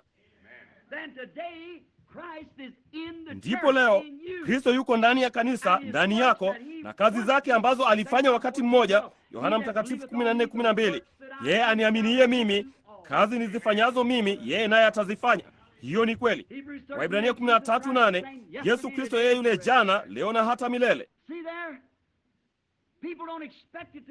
Unaona hapo? Watu hawatarajii hilo liwe hivyo. Wanatarajia sisi tuwe kundi la watu wajinga wasiojua hata kile wanachozungumzia. Wanaamini kwamba ni kundi la mabwege, lakini huenda tukawa kwa hali wanayozungumzia. Lakini tulimkubali Roho Mtakatifu jinsi Mungu alivyommimina, na tukapata matokeo yale yale waliopata huko nyuma. Kwa hiyo inathibitisha ya kwamba yeye ni Mungu asiyebadilika. Tunapata matokeo yale yale. Amina. Mama yangu mwenyewe wakati alipokuwa akifa alisema, Bili, nilimbatiza miaka mingi iliyopita. Akasema, kwa namna fulani umekuwa kiongozi wa mambo ya kiroho kwangu, Bili. Nikasema, mama, unajua watu wetu ni Wakatoliki. Nami nikasema, wakati nilipojua kwa mara ya kwanza ya kwamba Mungu alikuwa ni Mungu, nilijua jambo hilo maishani mwangu mwote tangu nilipokuwa mvulana mdogo, bali watu wangu kamwe hawakwenda kanisani. Ndipo nilishuka nikaenda na kuzungumza na kasisi, naye akasema, hili ndilo kanisa, hii ndiyo njia. Nikasema, vema, Biblia ningeweza. Kasema, sasa utachanganyikiwa kabisa. Unaona, hili ndilo kanisa. Mungu yumo katika kanisa lake, huna budi kuliamini kanisa. Vema, ilienda huko kwa Walutheri, nao wakasema, sisi ndiyo kanisa, sisi ndiyo kundi la waaminio. Ikaenda kwa Wamethodisti, wakasema, sisi ndiyo kundi la waaminio. Ikaenda kwa Baptisti, wakasema, la, wote wamekosea, sisi ndiyo hilo. Nikawazia, kitu gani kinachoendelea hapa? Kanisa ni kundi la watu, na hili linasema hivi, hili linasema hivi na hivi na vile na vile. Hapana budi, kuna kasoro. Kwa hiyo nikasema, nilirudi moja kwa moja kwenye Biblia mama na kusoma jinsi hasa kanisa la kwanza lilivyofanya, na jinsi walivyofanya jambo hilo, ndivyo nilivyolifanya pia. Ndipo nikapata matokeo yale yale. Nikasema, Mungu asifiwe, hilo ni zuri vya kutosha kwangu. Mradi tu nilipata matokeo yale yale. Ninamwona Yesu yeye yule, ninamwona Mungu yeye yule aliyefanya kazi katika Agano la Kale, katika Agano Jipya, hata kwenye lile baraza la Nikea. Yeye alitenda kazi mle ndani mpaka kuja kwa kanisa Katoliki la Kirumi lililokubali mafundisho ya sharti badala ya Biblia. Likapitia katika nyakati za giza, kisha likarudi kupitia Luther, Wesley, na hapa chini katika wakati wa kanisa la Laodikia, na itakuwa nuru wakati wa jioni. Mungu atalitoa kanisa kwa hakika tu kama ninavyosimama hapa. Utakuwako na kuona Roho Mtakatifu yeye yule kwa ahadi zile zile, akifanya kazi zile zile na jambo lile lile. Jina la Bwana linalibarikiwe.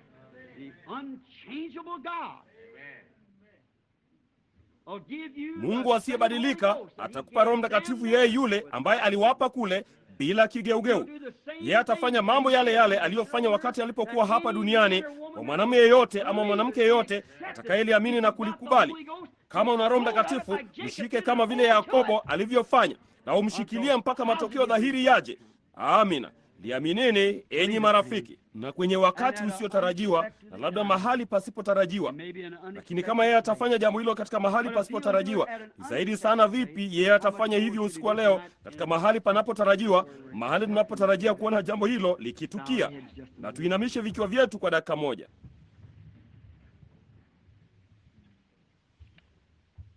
While your heads are bowed, and I trust that your hearts are bowed too.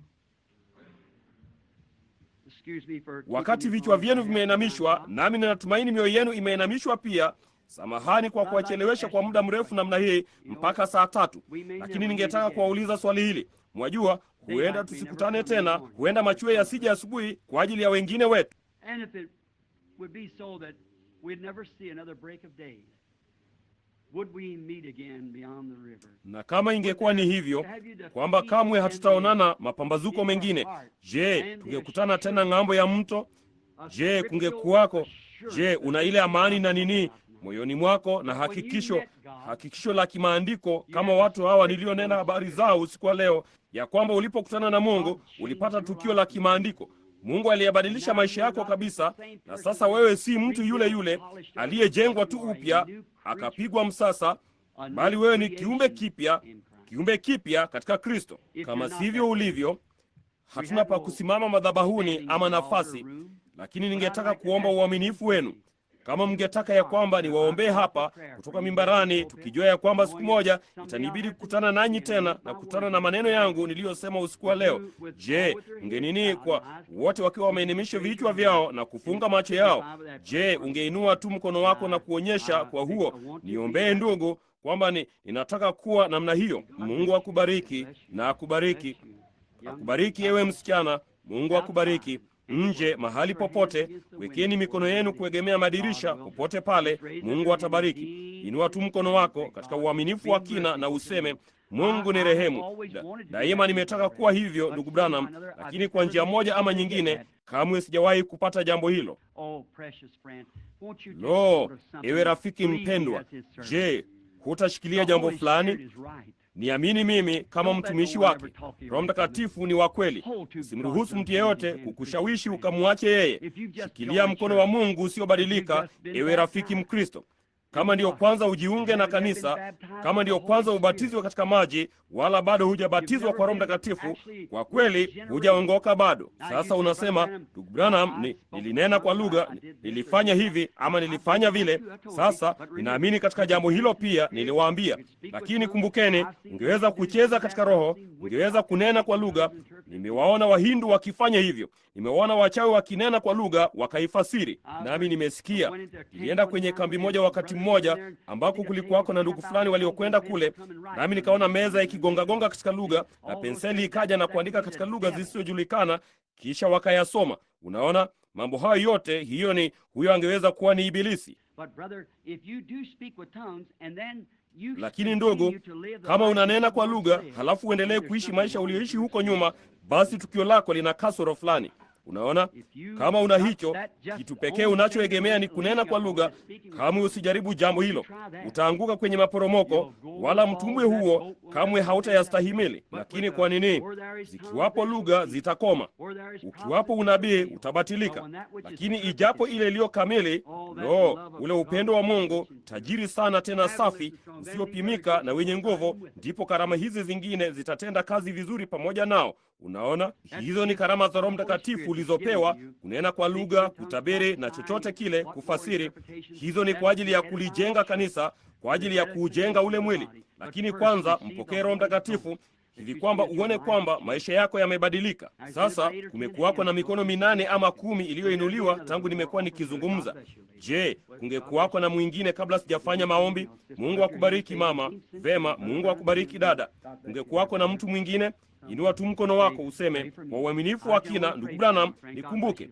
Mungu akubariki pale ndugu. Mtu mwingine? Sema tu, niombee. Ninaweza tu kukuombea rafiki yangu. Mungu akubariki mama, na Mungu akubariki pale dada. Sasa ye anauona mkono wako. Remember, Jesus said, he that heareth my words, believeth on him that sent me, has everlasting life. Kumbuka Yesu alisema, yeye asikiaye maneno yangu, anayeamini yeye aliyenipeleka, yuna uzima wa milele, wala hata ingia hukumuni, bali amepita kutoka mautini kuingia uzimani. Hatuna budi kuamini jambo hilo kwa moyo wetu wote. Liamini tu kwa yote yaliyo ndani yako, naye Mungu atashughulikia hayo mengine. Heavenly Father, we now give this little audience to you. These broke up, nervous spoken words tonight, Lord. Baba wa mbinguni, sasa tunakupa wasikilizaji hawa wachache maneno haya yaliyovunjika yaliyonenwa kwa wasiwasi usiku wa leo. Bwana, ikisimama hapa ikiwahurumia watu hao waliosimama pale na viungo vyao vikiuma. Mungu, nadai nafsi yao. Vizuri sana nijuavyo Bwana kulileta neno kwa njia yangu maskini nyenyekevu. Mbegu yoyote ndogo iliyokuwa ndani yake, Baba, ipande mioyoni mwa watu hao. Nami ninadai nafsi yao kwamba haitapotea, bali itatokea huko ng'ambo katika siku ile, katika ule ufufuo. Tujalie Bwana. Wewe ni Mungu, hakuna Mungu mwingine ila wewe. Makafiri wana sanamu, sisi tuna Mungu aliye hai, Mungu pekee aliye hai. Ungeweza kuwazia juu yako Baba, ukiketi huko ng'ambo katika umilele, mara milioni ukiwaka zaidi ya majua bilioni 10. Ee Mungu, angaza. Wewe ambaye ungeweza kuziumba dunia, ukaweka ule mfumo mkuu wa jua mbinguni, kisha ukashuka ukaja kumwokoa mwenye dhambi, ukahusika vya kutosha kuwa hapa katika maskani hii ndogo usiku wa leo pamoja na watu hao wa Kristo. Kwa kuwa Yesu alitupa neno ya kwamba popote 2 au 3 wamekusanyika katika jina langu, nitakuwa kati yao. Sasa waokoe hao watu Baba. Hayo tu ndiyo ninayojua kukuomba, nami ninaamini ya kwamba utayajibu maombi yangu. Nami ninaomba ya kwamba kesho watakuwa moja kwa moja kanisani na wakiwa tayari kwa ajili ya ubatizo, hata leo usiku pia, kama hawajapata kubatizwa. Ninaomba ya kwamba wewe utawajaza kwa Roho Mtakatifu. Jalia washikilie kweli hii halisi ya Mungu mpaka mauti yatakapowaweka huru. Katika jina la Yesu ninaomba, amina. Sasa wasikilizaji, ninataka kuwauliza swali moja kwa uchaji, kwa heshima sana. Katika dakika chache tutafunga.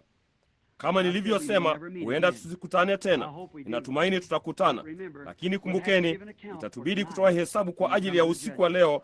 Tutakapokuja hukumuni, itanibidi kutoa hesabu kwa yale nimesema, kwa yale ninafanya.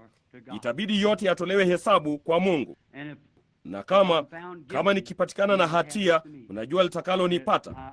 Afadhali uniache nife mwenye dhambi, bali usiniache kamwe nife mdanganyifu. Jalia niwe mkweli mwaminifu. Sasa angalieni, kama Yesu Kristo ni yeye yule jana, leo na hata milele, nami ninaomba jambo hili. Sasa sijui kama atafanya hivyo, maana hili ni kundi dogo tu la wasikilizaji, na kuna watu wanaosimama na wakati umekwisha. Nimewachelewesha kupita kiasi. Ingekuwa ni jambo gumu kufanyiza mstari wa maombi kupitia hapa, lakini nitawaombea katika wasikilizaji. Lakini hebu ninaomba ya kwamba Mungu atawapa jambo fulani ambalo mnaweza kushikilia kwa mikono yenu, kama vile Yakobo alivyofanya. Hamjapata kuwa nalo, mnaona, jambo fulani mnaloweza kushika kwa mikono.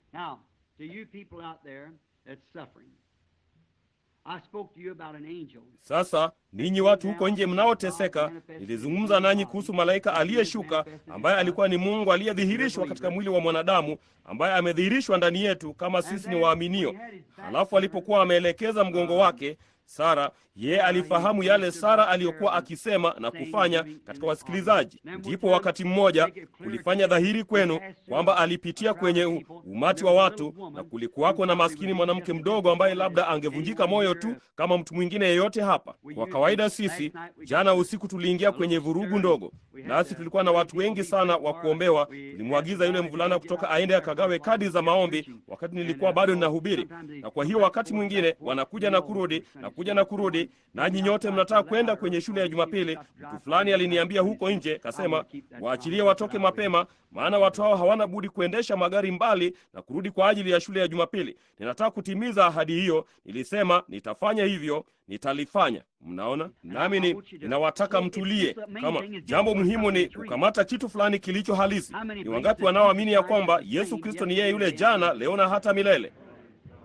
Basi kama niliwaambia roho ya John Dillinger ilikuwa imekuja juu yangu, ningekuwa mtu hatari wa kukaribiwa. Ningekuwa na bunduki na kuwa haramia. Kama niliwaambia roho ya mwanasanaa fulani mashuhuri ilikuwa juu yangu, mngenitarajia kuchora picha kama mwanasanaa huyo angaliweza kuchora. Kama niliwaambia roho ya Houdini, yule mwanasanaa mtoro, ningetarajia nifanye mambo aliyofanya. Kama niliwaambia roho ya mwanamuziki fulani mashuhuri ilikuwa juu yangu, ningetarajia niguse vibao hivyo kwa njia fulani tu, kwa kuwa roho yake iko juu yangu. Unaona? Kama nikiwaambia roho wa Kristo yuko juu yangu, basi fanya kazi za Kristo. Kristo alisema ya kwamba Mungu alikuwa ndani yake. Mungu alikuwa ndani ya Kristo akiupatanisha ulimwengu kwa nafsi yake. Sote tunajua hivyo ya kwamba Mungu alijiwakilisha mwenyewe katika Kristo kuupatanisha ulimwengu kwa nafsi yake. Yeye alikuwa Imanueli. Yesu alisema, si mimi ninayefanya hizo kazi, ni Baba yangu anayekaa ndani yangu, yeye hufanya hizo kazi. Na wakati akipita akiwa na roho huyo huyo ndani yake, maskini mwanamke mmoja aligusa upindo wa vazi lake. Sasa yeye hakuhisi hilo kimwili. Najua kamwe hakuhisi. Hakika hakuhisi, maana vazi la Kipalestina, kama mtu yeyote anajua, ilikuwa na nguo ya ndani na vazi kubwa linalopwaya chini namna hiyo. Kwa hiyo kamwe yeye asingegusa, mwanamke huyo kamwe asingekuwa, Kamwe asingehisi hilo, na kila mtu akiwa amemzunguka, lakini aligusa vazi lake kwa imani. Pofu Batimayo aligusa vazi lake siku moja langoni, kwa maana kamwe asingaliweza kusikia kilio hicho. Baadhi yao wakisema, aisee, wewe unafufua wafu, una uwanja mzima wa makaburi uliojaa hao huku nje, njoo fanya hivyo, na kumdhihaki. Na makuhani na kila kitu, njoo ufanye hivi na ufanye vile. Kamwe yeye hakusema neno, lakini mwombaji kipofu, Mungu. Ndipo Yesu akasimama, mleteni hapa. Unaona, maskini mwanamke huyo aliona asingeweza kamwe kupata usikivu wake, kwa maana marabii na makuhani na kila mtu alikuwa amemzunguka, na kila mtu naye akagusa vazi lake. Ndipo Yesu akasimama akasema, ni nani aliyenigusa? Na Petro hata alimkemea akasema, ati ni nani aliyekugusa wewe? Kila mtu anakugusa, kwa nini useme jambo kama hilo? Akasema, lakini naona kwamba uwezo, nguvu zimenitoka. Mtu fulani alikuwa na mguso fulani. Ndipo akaangalia kote katika wasikilizaji mpaka akampata maskini mwanamke huyo. Na shida yake ilikuwa ni nini? Alikuwa akitokwa na damu, na kama alikuwa na imani ya kutosha kumgusa Mungu, hilo lilisababisha hisia kwa Yesu. Ndipo kama Kristo yumo ndani yetu, ukiwa umetiwa mafuta na Roho Mtakatifu, hivi shauku yako si itagusa kitu kile kile? Sasa ninataka kuwaulizeni ninyi wahudumu jambo fulani. Biblia si inasema ya kwamba Yesu Kristo ni kuhani mkuu sasa hivi anayeweza kuchukuana nasi katika mambo yetu ya udhaifu? Hiyo ni kweli? Wangapi wanaojua jambo hilo kwamba ni kweli? Biblia ilisema hivyo Agano Jipya. Yeye sasa hivi ni kuhani mkuu anayeweza kuchukuana nasi katika nini? Mambo yetu ya udhaifu. Vema basi, ungejuaje ya kwamba ulimgusa? Kama ni yeye yule jana, leo na hata milele, yeye atatenda vile vile alivyotenda jana. Hiyo ni kweli? Vema, sasa yeye hana mikono duniani bali wangu na yako. Sauti yake duniani ni yetu. Sauti yetu imetolewa kwake. Hiyo ndiyo sababu tunahubiri Injili. Tunaamini sio sisi, tunavuviwa kuhubiri mambo hayo, Roho Mtakatifu akinena kupitia kwetu. Unaona, hatuamini sisi ndiyo tunaoweza kufanya jambo hilo. La hasha, ninajua mimi nisingeweza. Nasi tunajua ya kwamba ni uvuvio wa Roho Mtakatifu. Basi kama mtu akihubiri jambo fulani ambalo ni kinyume, anakana neno, basi Roho Mtakatifu anawezaje kuliandika neno kisha ageuke aligairi kupitia kwa mwanadamu? Hawezi kufanya hivyo. Inabidi iwe ni neno, halina budi kutokea jinsi tu lilivyoandikwa, vivyo hivyo hasa. Sasa kama yeye ni kuhani mkuu, hebu tushikilie andiko hilo moja, tuchukue hilo tu. Kama yeye ni kuhani mkuu anayeweza kuchukuana nasi katika mambo yetu ya udhaifu, basi njia pekee ungaliweza kujua yeye angenini, kama ni yeye yule jana, leo na hata milele, yeye atafanya vile vile alivyofanya hasa wakati mwanamke huyo alipomgusa. Ndipo basi kama mimi ni mtumishi wake na Roho wake yumo ndani yangu, unaweza kugusa vazi lake popote ulipo. Lisinge nini? Vazi langu lisingeleta tofauti yoyote. Mimi ni mwanadamu mwenye dhambi aliyookolewa kwa neema, lakini si zaidi ya mke wako, mume wako, ama ndugu yeyote yule angekuwa mchungaji wako. Sisi sote sisi ni sawa, lakini yeye ndiye kuhani mkuu. Mimi si kuhani mkuu, yeye ndiye. Wewe ukinigusa haitakufaa kitu, bali kumgusa yeye kutafaa. Lakini kama ninaweza kujitoa kwake, mimi ni kama tu hii mikrofoni hapa. Mikrofoni hii ni bubu kabisa mpaka kitu fulani kizungumze ndani yake. Hiyo ni kweli? Vema basi, simjue mmoja wenu huko nje. Na kama nikimwona yeye juu ya baadhi yenu ninayowajua, nisingesema jambo lolote. Ninamjua ndugu na dada George wanaoketi moja kwa moja pale. Nami ninaamini huyu ni maskini yule ndugu Mgiriki hapa kutoka Ugiriki ambaye siwezi kukumbuka jina lake, David. Na nje ya hao, nafikiri huyu ni nani? Watu hawa papa hapa, naam, hawa wasichana watatu ama wanne papa hapa kwenye safu hii ya mbele, ninawajua maana wametoka Georgia na huko Tennessee, wanahudhuria kanisa langu. Baadhi ya watu hao wanaendesha magari maili 1500 Jumapili, kila Jumapili ninayohubiri. Nje ya hao, nafikiri dada Evans anaketi moja kwa moja pale, na dada Ungren na hao wengine, ndugu Evans anayeketi moja kwa moja hapo. Sasa ninawaulizeni ninyi watu, ni wangapi hapa ndani ambao ni wagonjwa na wanajua ya kwamba mimi sijui lolote kuwahusu? Inueni mikono yenu, iweni na imani. Sasa Baba wa mbinguni, unajua moyo wangu, nami siji huku kufanya maonyesho jukwani ya wewe Bwana. Haikulazimu kufanya jambo hili. Kama hutaki kulifanya Baba, haliko kwenye mapenzi yako ya kiungu, basi lifunge tu kwa ajili yao. Tunajisikia ya kwamba Roho Mtakatifu amekuwa hapa na akatubariki.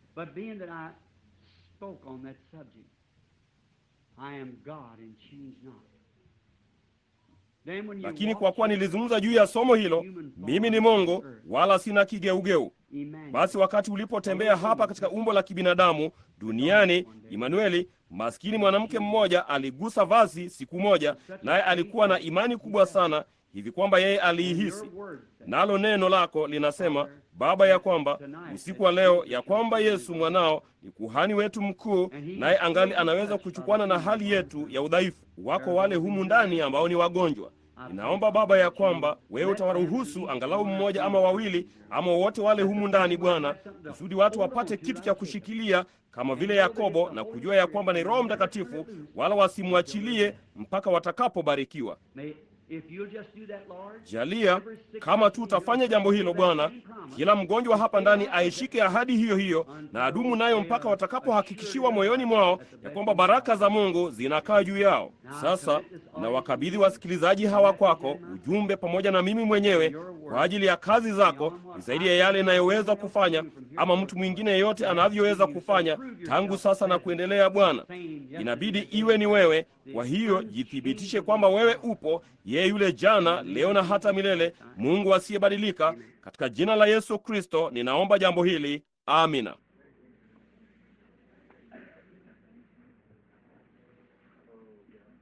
Sihisi roho wake, mnaona, kwa njia hiyo. Ni karama. Hiyo haimaanishi ni Roho Mtakatifu zaidi ya vile mtoto mdogo angekuwa naye. Ni karama tu inayoambatana na Roho Mtakatifu kulifanya neno liishi. Sasa hili msiwe na nini. Kama yeye angefanya jambo hilo, haiwabidi kuhofu. Ni neno lililodhihirishwa, ni neno lililodhihirishwa. Sasa nataka tu kila mmoja wenu, enyi watu, kuwazia jambo hili moyoni mwenu. Nini tu, wazieni tu jambo hili. Haikubidi kuomba kwa sauti kuu. Jiombee tu mwenyewe moyoni. Lord, I'm sure that Brother Branham knows nothing about me. Bwana, nina hakika ndugu Branham hajui lolote juu yangu. Haujui ugonjwa wangu. Hajui lolote kunihusu mimi, wala sijaribu kumgusa mhudumu huyo. Lakini yeye ametuambia kwa udhahiri sana ya kwamba wewe ulikuwa ni kuhani mkuu, nami nimesoma jambo hilo. Na ninakuomba, hebu jalia tu aseme nami kama vile Yesu alivyosema na yule mwanamke pale ambaye aligusa vazi lake. Na nini tu, ama kama wewe si mgonjwa, useme, Bwana Yesu, jalia. Daima nimekuwa kidogo nikishuku jambo hili lolote la kimbinguni, lakini kweli ningetaka kuwa na kitu fulani ningaliweza kukishika kwa mkono wangu. Kwa hiyo jalia aseme na fulani wa fulani hapa ndani. Ninamwombea mwanamume ama mwanamke. Jalia aseme hivyo, nitaamini. Itakuondolea yote. Hilo litakuwa ni jambo unaloweza kushika kwa mkono wako, kama vile Yakobo, na kusema, hili ndilo lenyewe. Yeye alimshika Mungu wakati mmoja na kusema, mimi hapa ninaweza kulishika. Je, ingewafanya ninyi nyote kuamini? Kama ungeamini, inua mkono wako useme, nini tu, zidisha tu imani ndani yangu kila mahali. Laiti ningaliweza kuliona likifanywa. Mungu awabariki. Sisemi ya kwamba yeye atafanya jambo hilo, ninatumaini ya kwamba atafanya.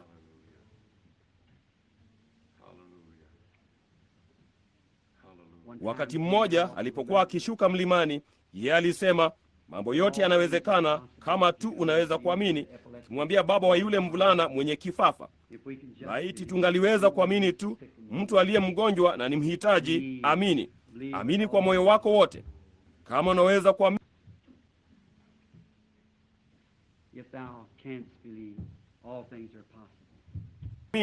mambo yote yanawezekana. Ati unasema unangojea nini, ndugu Branham? Kila mmoja wenu humu ndani, hapana shaka, imekuwa Phoenix mara nyingi sana, mmeiona kuhubiri ujumbe namna hii, lakini ni nuru. Wana picha yake. Yeyote karibu ninyi nyote mmeona nuru hiyo, sivyo? Mnayo kwenye picha na kadhalika, ambapo iko Washington DC. Waliipiga picha tena hapa hivi majuzi. Unaona, hiyo inajishuhudia yenyewe. Nguzo ya moto iliyowaongoza wana wa Israeli nyikani. Hiyo nguzo ya moto ilifanyika mwili na kukaa kwetu. Yesu alisema, nilitoka kwa Mungu nami ninaenda kwa Mungu. Baada ya kufuka kwake, yeye alipaa juu, na alipofanya hivyo alikutana na Paulo akienda zake Dameski, naye alikuwa amerudi akawa nuru tena. Paulo angeweza kuiona, hao wengine wasingeweza kuiona, hata ilimpofusha. Alikuwa kipofu, naye alisema aliona nuru hii hapo ikiangaza kama jua. Akasema, Bwana, unani wewe? Akasema, mimi ni Yesu, na ni vigumu kwako mpiga teke mchokoo. Sasa nuru ile ile, picha yake, kama hiyo ndiyo nuru ile, kama hiyo ni nguzo ile ile ya moto, Yesu yeye yule aliyekuwa katika njia ya kwenda Dameski, Paulo, itafanya kazi zile zile, haina budi kufanya. Hii hapa. Bwana asifiwe. Asante Bwana Yesu. Sasa hebu shetani ajaribu kusema jambo fulani.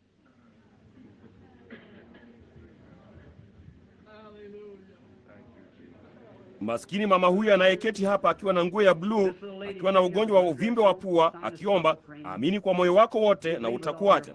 Utaiamini? Vema basi, unaweza kupokea.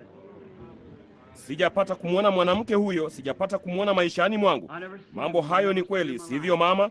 Yakiwa ni kweli, inua mkono wako upunge. Ulikuwa ukiomba kuhusu jambo hilo. Bwana mjalie anini, uwe na imani. Huyu hapa maskini mama mzuri ameketi papa hapa nyuma, amevaa koti la manyoya ama kitu fulani. Hiyo hapo ile nuru. Hivi hamwezi kuiona imening'inia juu ya yule mwanamke pale? Mwanamke huyo yuko katika hali mbaya. Simjui, sijapata kumwona maishani mwangu. Kama hatufahamiani, inua mkono wako. Lakini sikiliza, jambo hili si ni kweli? Hisi ya ajabu kweli imekuzunguka, tamu sana, hisi nyenyekevu. Hiyo ni ile nuru. Ninaiangalia moja kwa moja hapa. Una uvimbe. Si uvimbe tu, bali vivimbe. Viko kila mahali mwilini mwako. Hiyo ni kweli, sivyo? Unaamini? Mungu akuponye na akufanye mzima. Iweni na imani. Mnaamini? Hapa maskini mama mmoja aliinua mkono wake, hapa nyuma, anaketi nyuma ya mtoto huyu katika kiti cha magurudumu. Simjui mama huyo, sijapata kumwona. Fahamiani, sivyo mama? Lakini unaomba kwa ajili ya ugonjwa wa moyo, kwamba Mungu atakuponya. Kama hiyo ni kweli, punga mkono wako namna hii. Yesu alikuponya. Nenda nyumbani ukawe mzima. Je, mnaamini kwa moyo wenu wote sasa? Kama mnaweza kuamini, mambo yote yanawezekana. Iweni na imani, sitilie shaka, aminini tu kwa nini yote. Huyu hapa mwanamke ameketi moja kwa moja hapa, ameketi moja kwa moja chini, wanawake kadhaa kutoka kwa Bi Sheri. Ameketi pale akiomba, anayabisi kavu. Amini jambo hilo mama. Unaliamini? Vema, pokea. It shall be light in the evening time. The Bible said it would be. Itakuwa nuru wakati wa jioni. Biblia ilisema itakuwa. Mungu asiyebadilika. Niambieni walimgusa nani? Yesu Kristo ni yeye yule jana, leo na hata milele. Mimi kwa uchaji huku nimeinua mikono yote miwili, sijapata kuwaona watu hao hapo kabla, sijui lolote kwa husu. Lakini yeye ambaye yupo sasa, usingeweza kuyaficha maisha yako hata ufanye nini. Hiyo ni kweli. Yeye yupo hapa. Yeye ni Kristo, ni halisi. Ni ahadi yake, Mungu yeye yule. Hivi huwezi kuishika, inyakue na kusema, ni yangu, sasa ninaamini. Heavenly Father, I bring this audience to you, these sick people. They're indeed. Baba wa mbinguni, nawaleta wasikilizaji hawa kwako, watu hawa wagonjwa, ni wahitaji. Kama tulivyonukuu jana usiku, kulikuwako na maskini mchungaji mmoja wa kondoo wakati mmoja, jina lake Daudi. Alipewa jukumu kuwachunga kondoo wa baba yake. Kuna wachungaji wengi wanaoketi hapa usiku wa leo pia, Bwana. And he didn't have very much to protect himself and to protect the sheep, but just a slingshot. That was enough. Wala hakuwa na vitu vingi vya kujihami na kuwalinda kondoo, ila kombeo tu. Hilo lilitosha. Siku moja simba aliingia na kumshika mmoja wa kondoo wake, akamnyakua.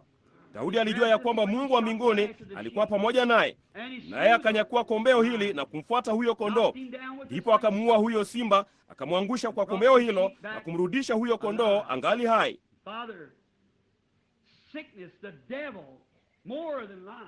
Baba, ugonjwa, ibilisi zaidi ya simba amewashika wengi wa kondoo wako. Nina kombeo dogo hapa, linaitwa maombi na imani. Halionekani kana kwamba linafaa kitu ukilinganisha na zana za vita za sayansi ya tiba. Lakini Mungu, wewe lielekeze ombi hili mahali pale. Ewe Shetani, waachilie. Ninamfuata huyo kondoo. Waachilie. Ninawarudisha kwenye malisho ya Baba tena usiku wa leo. Katika jina la Yesu Kristo, ninamkemea kila ibilisi wa magonjwa, nikiyatoa ndani ya watu hawa. Najalia waondoke wakiwa huru tangu wakati huu na kuendelea, kupitia jina la Bwana Yesu Kristo. Nyote mnaoamini uponyaji wenu, simameni kwa miguu yenu na kusema, sasa ninakubali uponyaji wangu, ninaweka mikono yangu juu ya huyo ni Kristo, na ninaamini kwa moyo wangu wote. Mchungaji wenu.